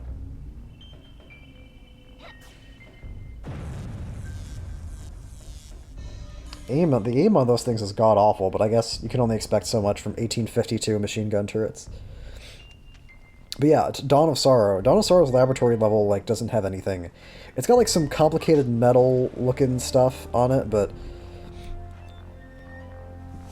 Honestly, if you're gonna make a fucking Castlevania game set in the year 2036 or whatever, and there's gonna be a laboratory level, there should be fucking cyborgs in there. You know what I mean? It's just another one of Dawn of Sorrow's many missteps, was the fact that they created the Castlevania in a modern setting and then kind of bent over backwards to make it not look that different from any other Castlevania game. That's especially egregious in Dawn of Sorrow, because in Dawn of Sorrow you're not even in Dracula's castle, you're in an environment that was built by a cult to look like Dracula's castle. So I suppose in the context of the story it makes sense that they weren't loading it up with like laser guns and shit, but still in the context of the environment design it would have been refreshing to see something new. Like I guess if the compound was just created by like people who love Dracula and just wanted to make a one-to-one replica of Dracula's castle, it makes sense, but it's not as interesting. Anyway, now I'm talking about Dawn of Sorrow, but I'm making a point. I'm making a point of comparison.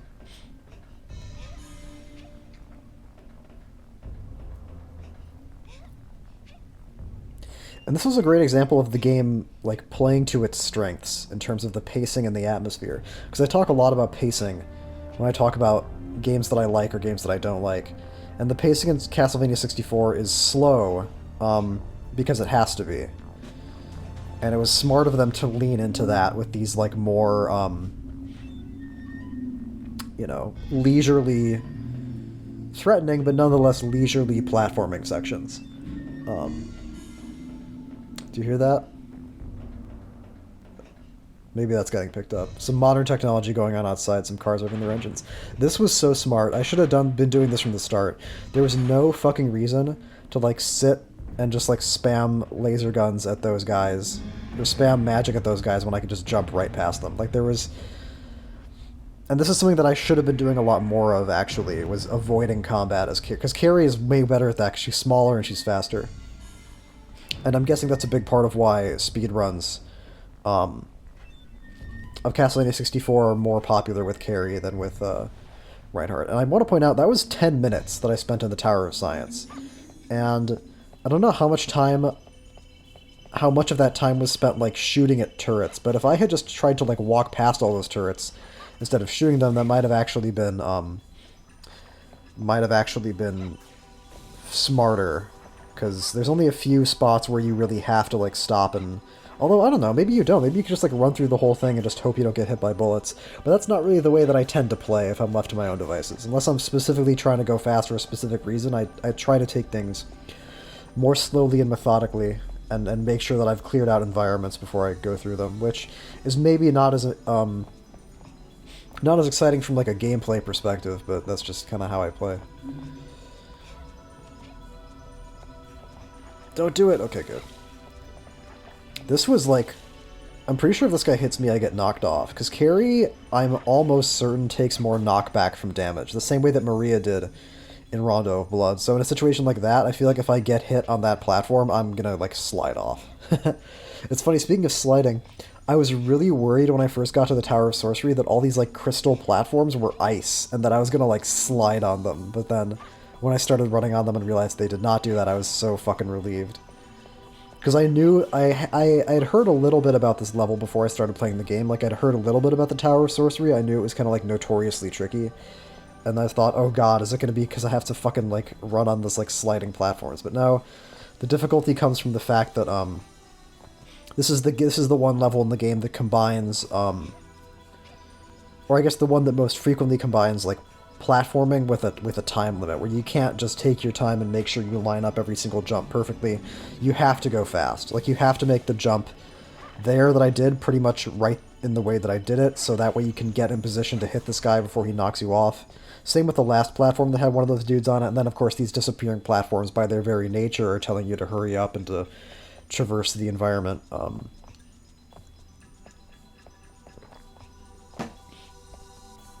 With some regard for your time. That's the one jump in the whole game that I really don't like. It's that second jump, that jump from the first pink snow cone to the second one. That one's a little bit too tight for me. It's too close, it's too precise, it's so easy to accidentally miss if you're off by like a tiny, tiny fraction. In terms of like the timing of your jump or like when you jump off. That's kind of the one thing about the game. The one thing about the Tower of Sorcery definitely that I don't like is I think that jump could be better. And it's possible there's a smarter route to go through that section. To take through that section, but I could never figure it out. It seemed like sooner or later you would have to make a jump with that kind of like vertical distance just to clear, just to like make it work. Yeah, and there, some of my projectiles were swerving off towards that thing, instead of hitting the dudes, which is not what I want. Yeah, I don't know. I think I was being very stingy about using the cross on the ice guys because of what I mentioned at the end of the castle center. I want to get to the final boss with full jewels. So unless I feel like I absolutely have to, I'm probably not going to use the cross at all.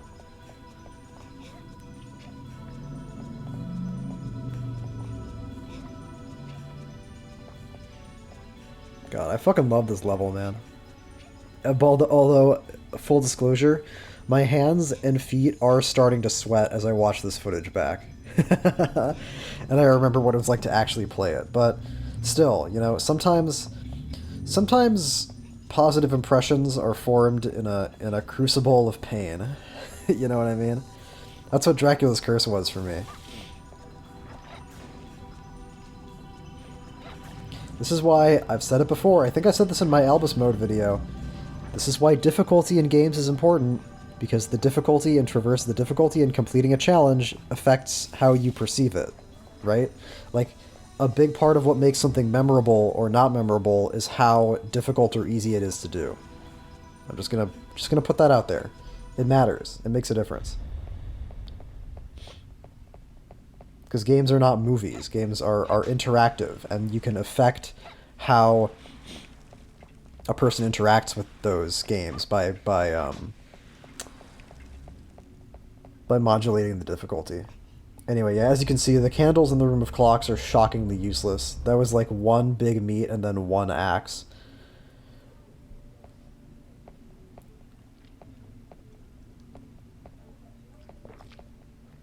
So I think I actually botched this fight pretty badly. Usually I can... Like, when I was doing practice runs, I could no-damage Actrice, like, not that... without much difficulty, but here I want to say that that was not what happened.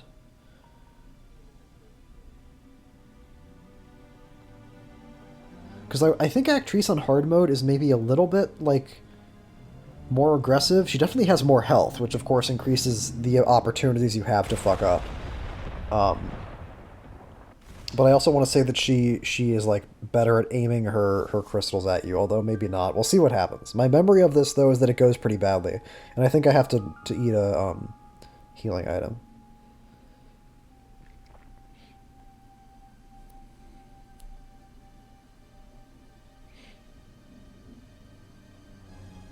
I love this dialogue so much, man.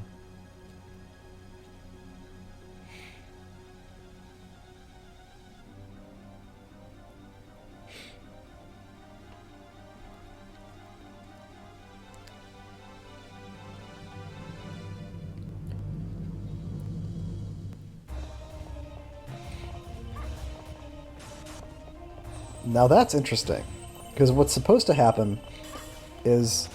Okay. I guess if a fully charged... Oh, it's daytime. Okay, I think the fact that it's daytime is making a difference. Although I don't know for sure, because sometimes like a fully charged projectile will just destroy one of those small crystals, and sometimes it seems like it goes right through it.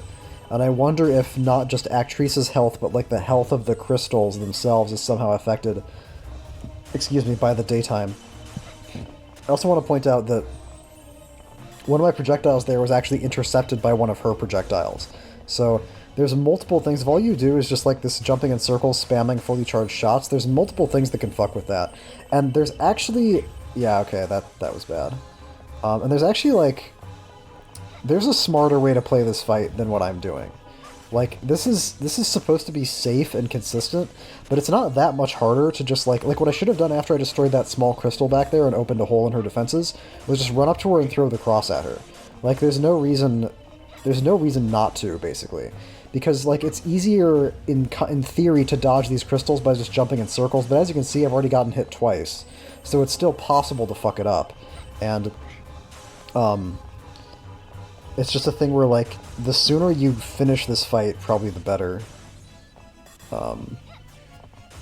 Again, I think my concern at this point was I just wanted to... I didn't want to worry about my crystals. I didn't want to like use any sub-weapons until I got to phase 2 or phase 3 of Dracula, and then just like not worry about it. So once again, it's the problem of crystals having to be picked up, de-incentivizing sub-weapon use. In my opinion. How I play the game.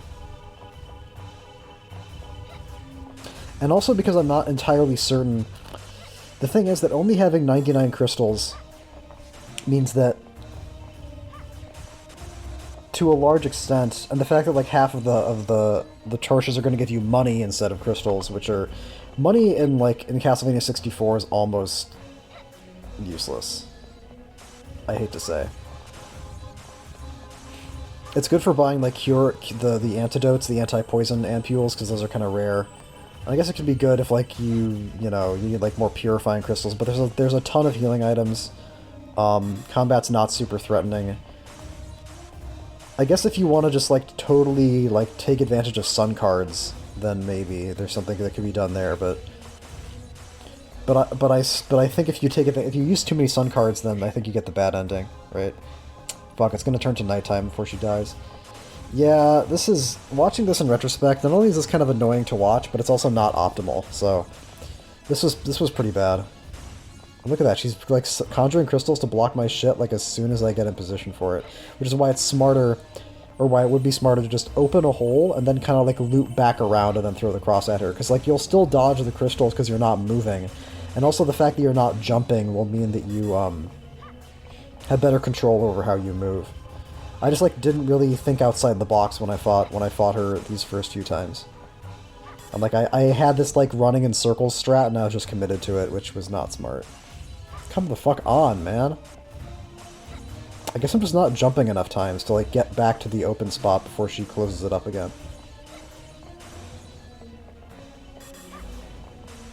Look at this shit, man.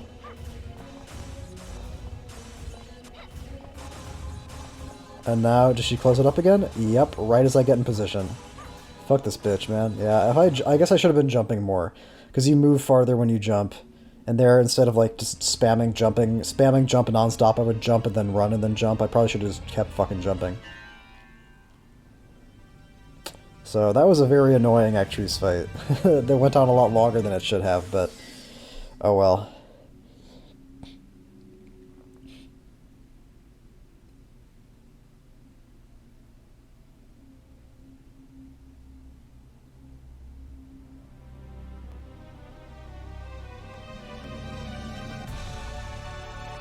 I also don't think I don't know if I necessarily get out of the Dracula fight with like 0 hearts. I don't know if I really use them all. So I probably could have been... Oh shit, I think I got up to... No, okay, there we go. I got up to do something.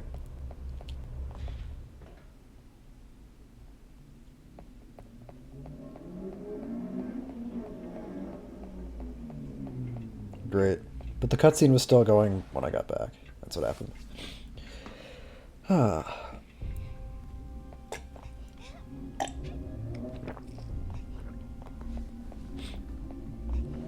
The clock tower. The clock tower on hard mode, where they took a page out of, yep, classic Castlevania's book and made you do platforming while there are bone throwers throwing shit at you.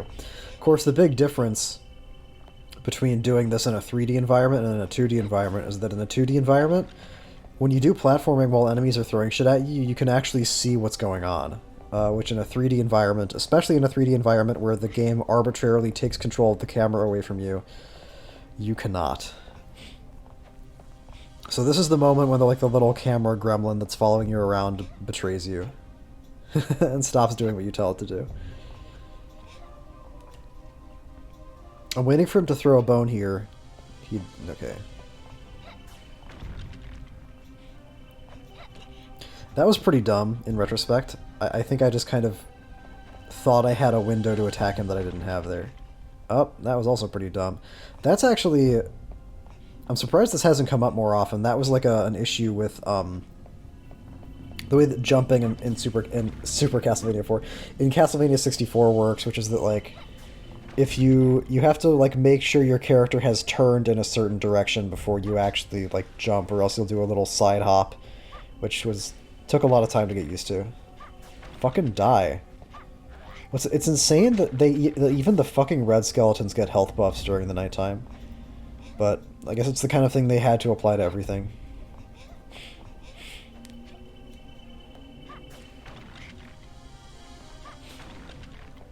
I keep on hoping this guy's gonna get knocked off, but he fucking doesn't.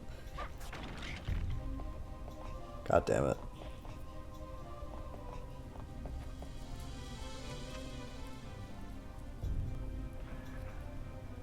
It's always fun when you can knock enemies off of things. Not something you can really do in Castlevania very often. Look at all those fucking healing items. 9 chickens, 7 beefs.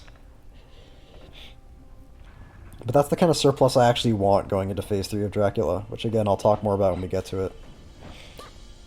Yeah, here I use the cross just because it's a pain in the ass trying to fight these guys while half your attacks get intercepted by their fucking fireballs. Although actually... No, now it's better. Okay.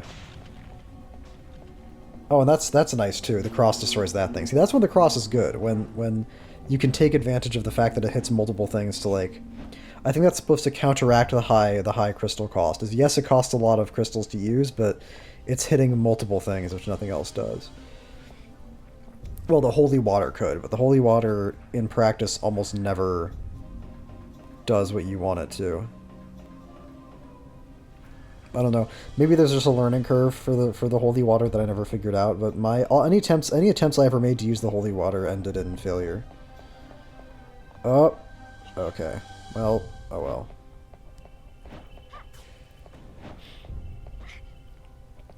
I should really pick one of these guys to fight. I guess I'm trying to pick the middle one, but the other one isn't paying attention. This shit is ridiculous.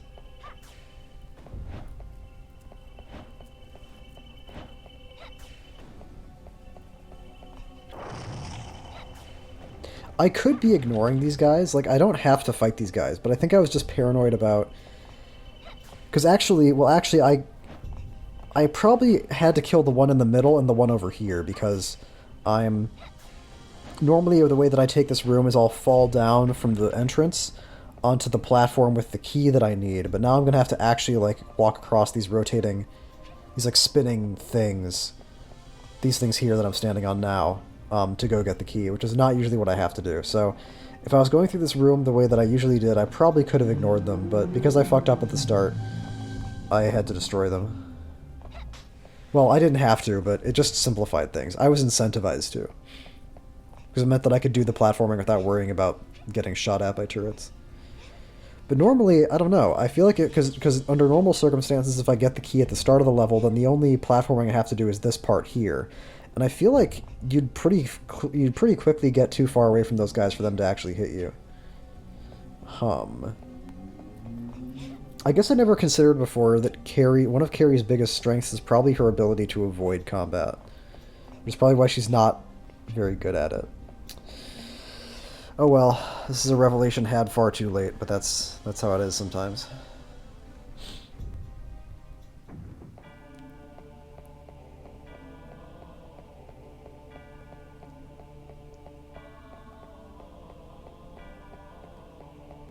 Now we begin the final approach.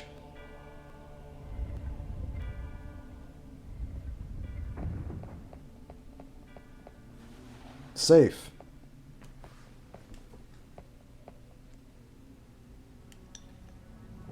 I actually think it would probably be faster to jump into the cutscene trigger than slide into it, but sliding is funnier.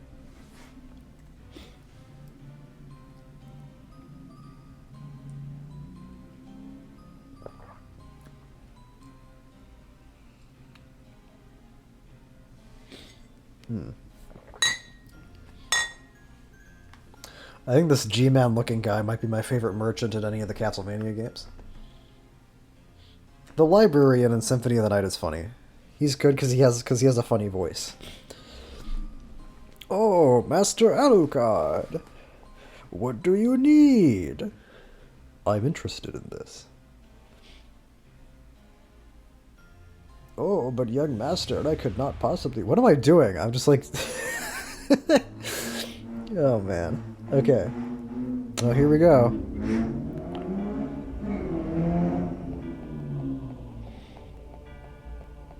It's a fucking amazing how loud that is. I should really just, like... It's my fault for recording this shit next to a window, but I don't have a choice. I can't set this stuff up anywhere else. Oh well. What am I gonna do? Soundproof my window? I guess I could just record at a different time. This is kind of like peak sound hours, but now's the time that I'm doing it, so oh well.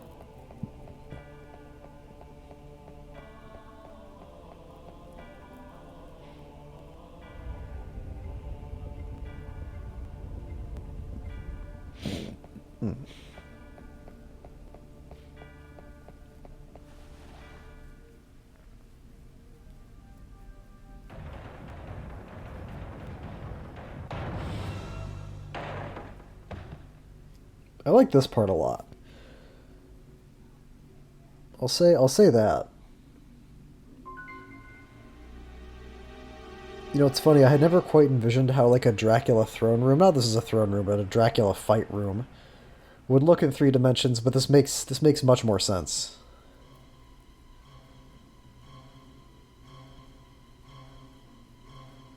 Oh, what's also interesting about this room is that it's not overdone in terms of like the evil aesthetic of the room. It's not like they didn't like put a bunch of purple torches on the wall or like make the bricks in the wall black or anything. It still looks like the same castle you were in for the rest of the game. But it's just kind of got a few of these red curtains everywhere, which one of my biggest complaints about Super Castlevania 4, major issue with Super Castlevania 4 is that there are curtains at the end of the game and they're green and not red when they should be red, so this game got that right.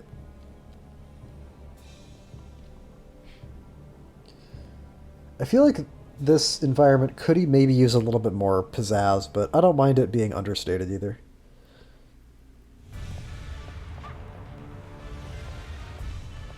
I actually switched the camera system. This is a context in which it tends to actually be useful to use battle view, because he's just teleporting around so much, and the camera sometimes lets you see where he is, and sometimes gets confused. If he teleports right next to me, that's when the camera starts to like shit its pants because it doesn't know what's going on. But as long as he stays roughly in front of me and doesn't do that, then the camera, oh geez, the camera's getting a little bit freaked out. Okay. Yeah, you'll notice that like the camera didn't really necessarily like reorient itself to look at him when he teleported over there. It just kind of swerved around a bit because it was hitting the wall, which is like the real problem. Is like the wall and the pillars in the room, and the camera gremlin can't like get around them or go through them. So that's why I guess it's also probably smart to try to stay in the center of the room for this fight.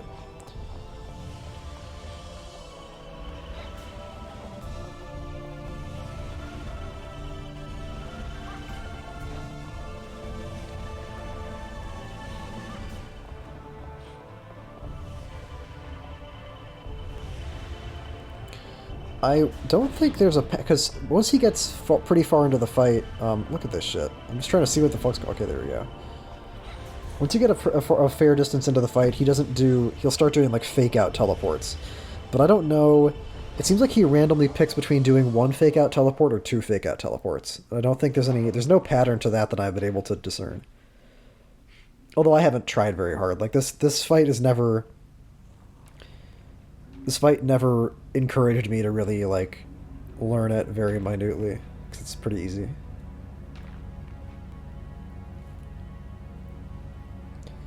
That's the thing that's interesting, is like a boss fight can be complicated, but I won't necessarily feel like I have to learn it unless it's, like, difficult, unless it actually threatens me.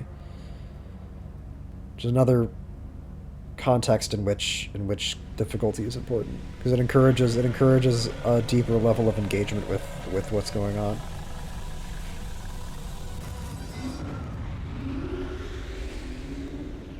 Not that everything needs to be like that, of course. As I've said multiple times about Castlevania 64, it's going for a more like it's putting more of an emphasis on atmosphere than it is necessarily on super intricate gameplay, which, as I've said before, is totally fine. As long as it pulls it off properly, as long as it has like enough charm and enough, enough things going for it. I'm trying desperately not to say soul here, although that's basically what I mean.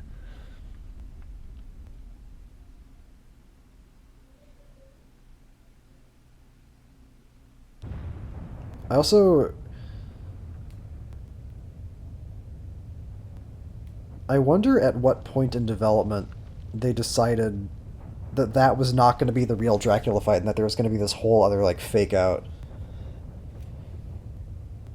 This is what I mean. There's so many things about video games where I would just love to hear, like, I love reading, like, developer interviews, especially if they're years and years after the fact, because that's usually when developers can be the most honest about, like, what they were doing and why they were doing what they're doing, when it's, like, some shit they did 15 years ago, you know, for an industry they might not even be working in anymore, and they can just be totally honest about what they did instead of worrying about, like, oh, well, I can't say this or else it'll mean that. You know what I mean, I think.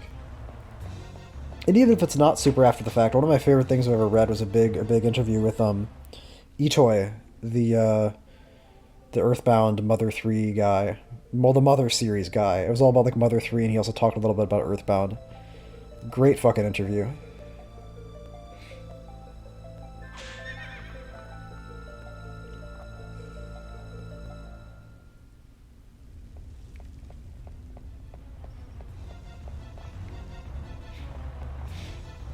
It's a shame video games don't have, like, commentary tracks the way that movies do, you know? You can't have, like... Although, actually, I think I have heard of that before. Like, video games you can, like, interact with things to get, like, developer commentaries to start playing. I want to say there's something like that in, like, BioShock Remastered or something. Which is neat. But I guess I would... I don't know if I necessarily would like to hear a developer talking to me while I'm trying to play the game. I think that would be a little bit disconcerting. Does Malice not have his necklace on anymore? No, he does, okay. I don't know what difference it would make if he did or didn't. I don't know.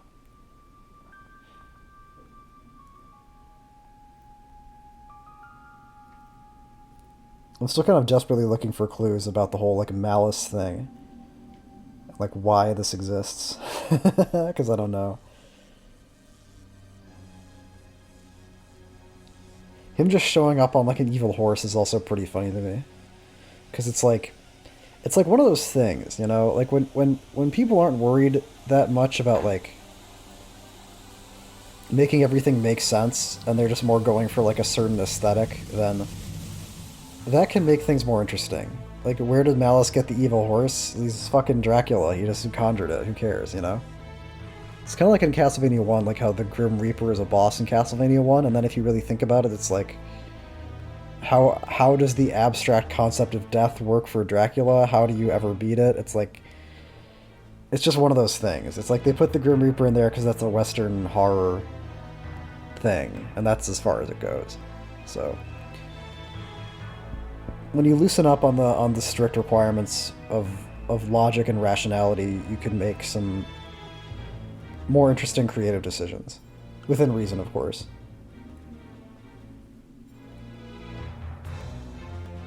Look at that square-ass collar he's got. That is just a hard 90-degree angle.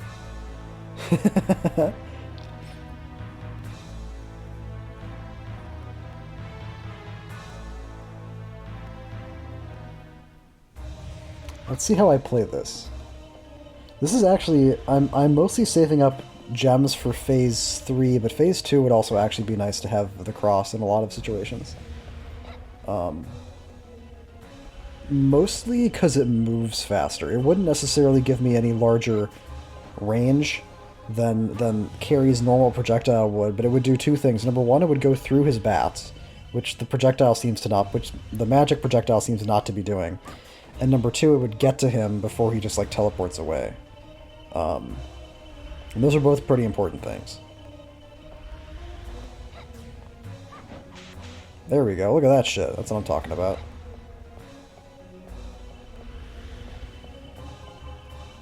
I guess if it actually hits him, it seems like it's doing a lot of damage, but look at how long it's taking, man. Come on.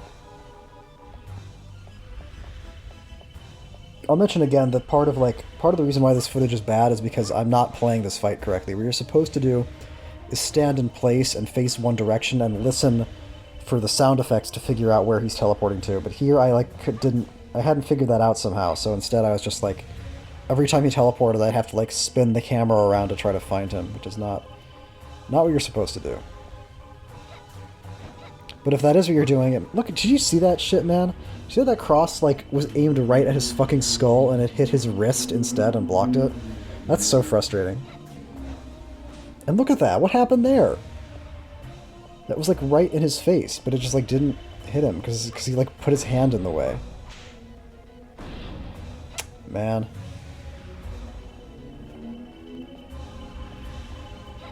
I'm not used to this shit. And look at that!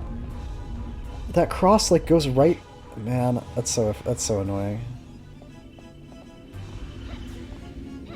Even fucking Dracula X wasn't this picky about, like... Come on, dude.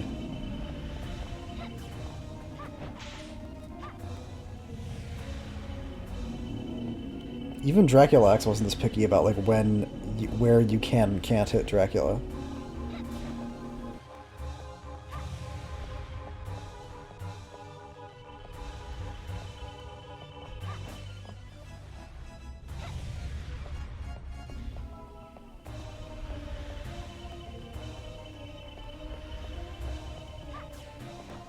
There we go. See, what the fuck happened there? It's like, well, I guess I must have gotten some, like, perfect timing where I was just close enough to him that if I shot the projectile after he shot the bats, the projectile neither hit the bats nor dissipated before hitting him.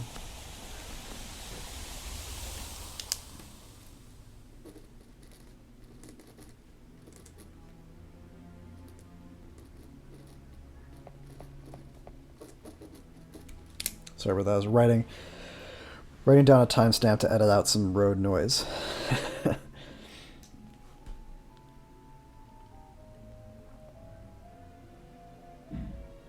I'm not even next to like a super busy road. It's just people in motorcycles and with really loud cars just love to drive by here sometimes.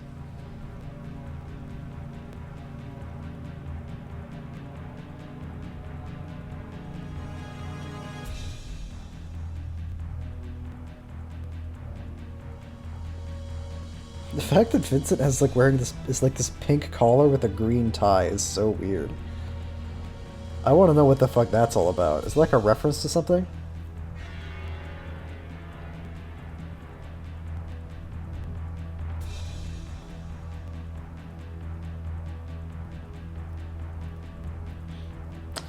Now we get into Phase 3, and this is what I've been saving up the cross for, because Phase 3 on hard mode has the very bad habit of fucking with the camera. And on Carrie, that's a really big problem, because here's what I think happened. I think that as they were designing the boss, they realized that Carrie could, if she felt like it, just sit outside of the effective range of most of his attacks and just spam her magic projectile at him. So in order to encourage you not to do this, they gave Dracula his own projectile that he summons if you're far enough away from him. These like golden glowing orbs that float around. And I think I already talked about this in the normal mode video, but I'm just going to say this again because it's really important here. And those golden orbs are programmed to like intercept Carrie's magic projectile if it's going towards Dracula. And they'll block the projectile and then also make another golden projectile, and the golden projectiles themselves will like very slowly float towards the ground and then detonate in a massive nuclear explosion. So the idea is that's supposed to prevent you from doing what I just described, just sitting outside of his range and spamming it. But the way that it ends up working in practice is that it's just very hard for Carrie to do damage to Dracula because her primary method of damage is now, like, harder to use. And as you can see, the camera's fucked up. Still have no idea what caused this. Never happens in Legacy of Darkness, so it's clearly a C64 thing. And it's actually a huge problem because it just makes it harder to navigate around Dracula. especially when he fucking disappears, and it's hard to like see what you're doing when you try to get distance on him, which is something you have to do a lot because he constantly does that shockwave, which does like a massive damage if it actually hits you. So this is actually going pretty well, though. I think I kind of had a system in place for this where I just decided that I would play the hand I was dealt camera-wise, and if I had to dodge the shockwave, I would always go around behind him so I could still like see myself instead of trying to fuck up the camera. The problem now, though, is that now that he summoned those fire serpents, I thought I was going to die here. Because I think this is going to do... I think that thing's about to hit me, and it's about to do mega damage. Yup, that's exactly what I'm talking about. But now the problem is that, now that he summoned the fire serpents, I have to keep moving, like, all the time, which means that I can't just, like, strafe back and forth in this limited, like area where I can clearly see myself. Now I have to, like, fuck with the shitty ass, like, the broken camera. And, like, I don't know, the fire serpents were another aspect of the Dracula fight that I never understood. It seems there are two things about them that I kind of understand now. Number one, it seems like you can kill them. I think I think the fire serpents can be killed. I mean, he'll summon new ones, so they can't be destroyed permanently, but they can't be killed. And also, it seems like they have, like, a point where they'll strafe around, and then they'll lunge at you. But the problem is that the pattern they take when they strafe around, you could just as easily run into them when they're strafing around as you could get hit by them when they're lunging at you, you know? Because they just kind of, like, wander around wherever the fuck they feel like going. So, and, like, that's a perfect example of what I'm talking about. Like, he's not even like telegraphing an attack and like getting ready to hit me. He's just like fucking flying around. And because I have to keep moving to avoid him and to avoid Dracula's other attacks, I just like run into him. Yeah, one of them just died there. So I'm guessing he's going to summon a replacement pretty soon.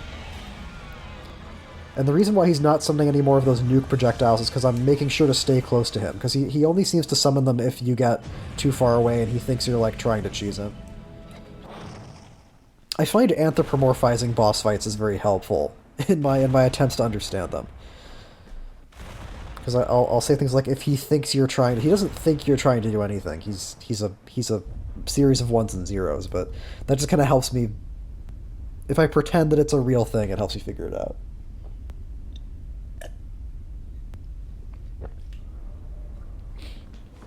If I can apply some kind of logic to what's being done.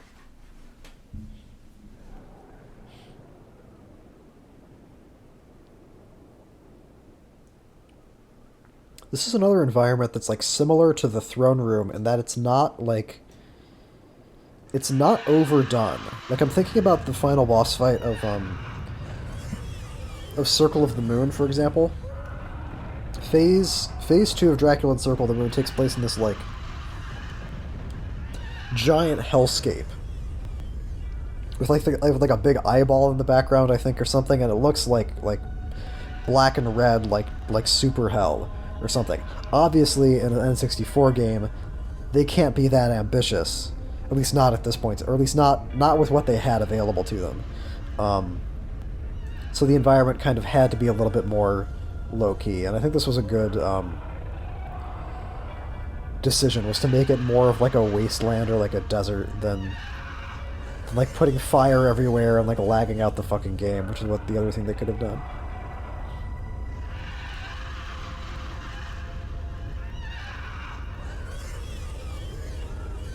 And it fits thematically because he has that like weird-ass centipede scorpion tail. So like, the fact that it's in a desert just kind of makes sense. Or it's in something that looks like a desert. I've already talked about why I love that death animation so much. It's just very like... The whole atmosphere at the end of the game is very nice. Like when Dracula's been defeated, I mean. I guess the fake Dracula only... Or you just get teleported away, okay. I forgot what happened at the end of the fight.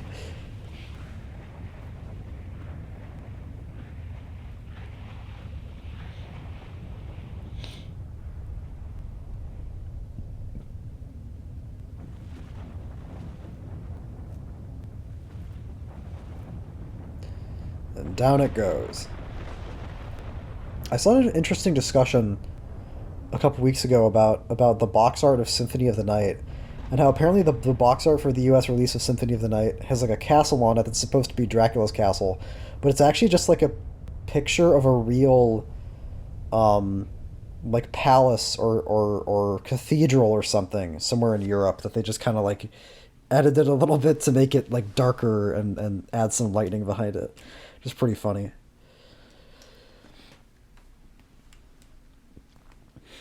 I don't know what made me think of that. Something about the just the castle collapsing in the water. See, that seems like a normal. I wonder if that model for the dude on the carriage is like. Because the thing is that the vampires and the werewolves, the vampire enemies and the werewolf enemies, seem like they use the same skeleton for their animations, like the same like you know, yeah, the same skeleton. I think, right? Because they kind of run around the same way with their arms like held forward. They definitely look very similar. So then, like in the scene in the villa when the vampire dude comes in and he's disguised himself as a guy, but he's wearing the same clothes. I wonder if it would have been. I wonder if that dude on the carriage back there is also the same skeleton, but just like fucked with more, or if they could have like used him as a stand-in for the peasant disguised as the vampire in the villa room. I don't know. I always felt like, I mean, it wouldn't take a genius to figure out that a random dude barging into a room in a haunted mansion is secretly evil, but like, it's always kind of been weird to me that the disguise is so feeble in that villa cutscene. Anyway, here's the tear-jerking ending for Carrie's story. The whole Carrie actrice thing is interesting to compare to the Reinhardt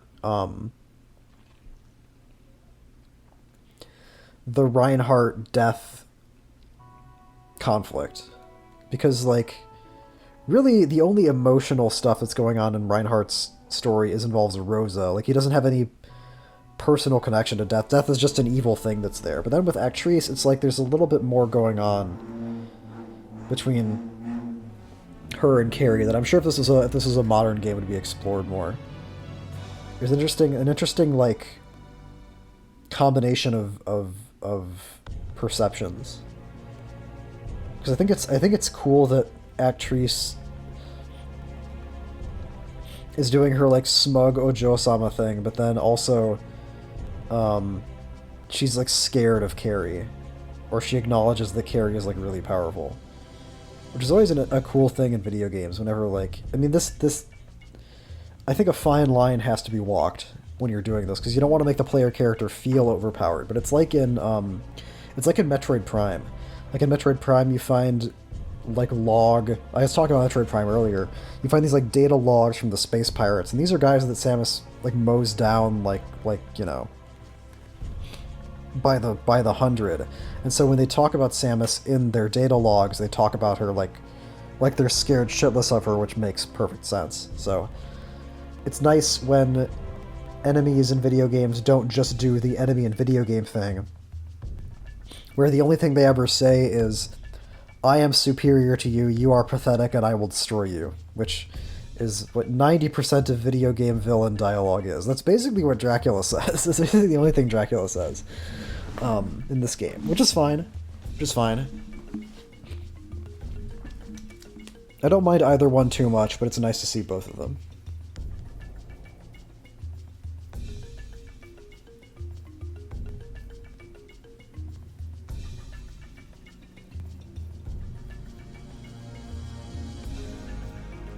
And I guess the backstory that Carrie talks about, because all the opening title text crawl says about Carrie is that she just sets out to destroy Dracula. When she's talking to Actrice, it makes it sound like her stepmom died to protect her. So was that like a...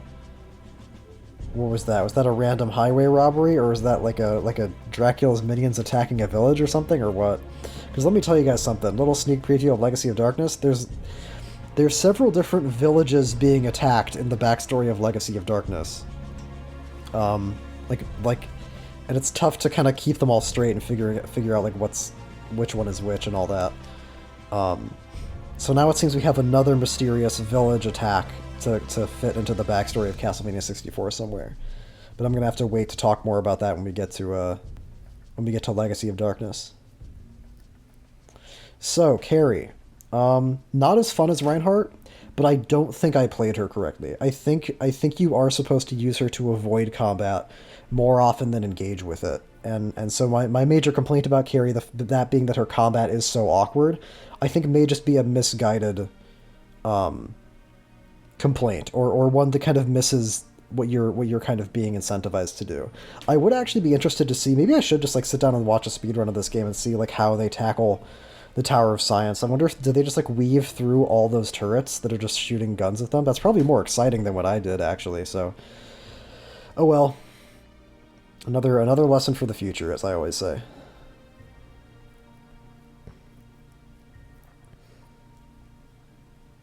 Probably the castle center you can avoid a lot of stuff too.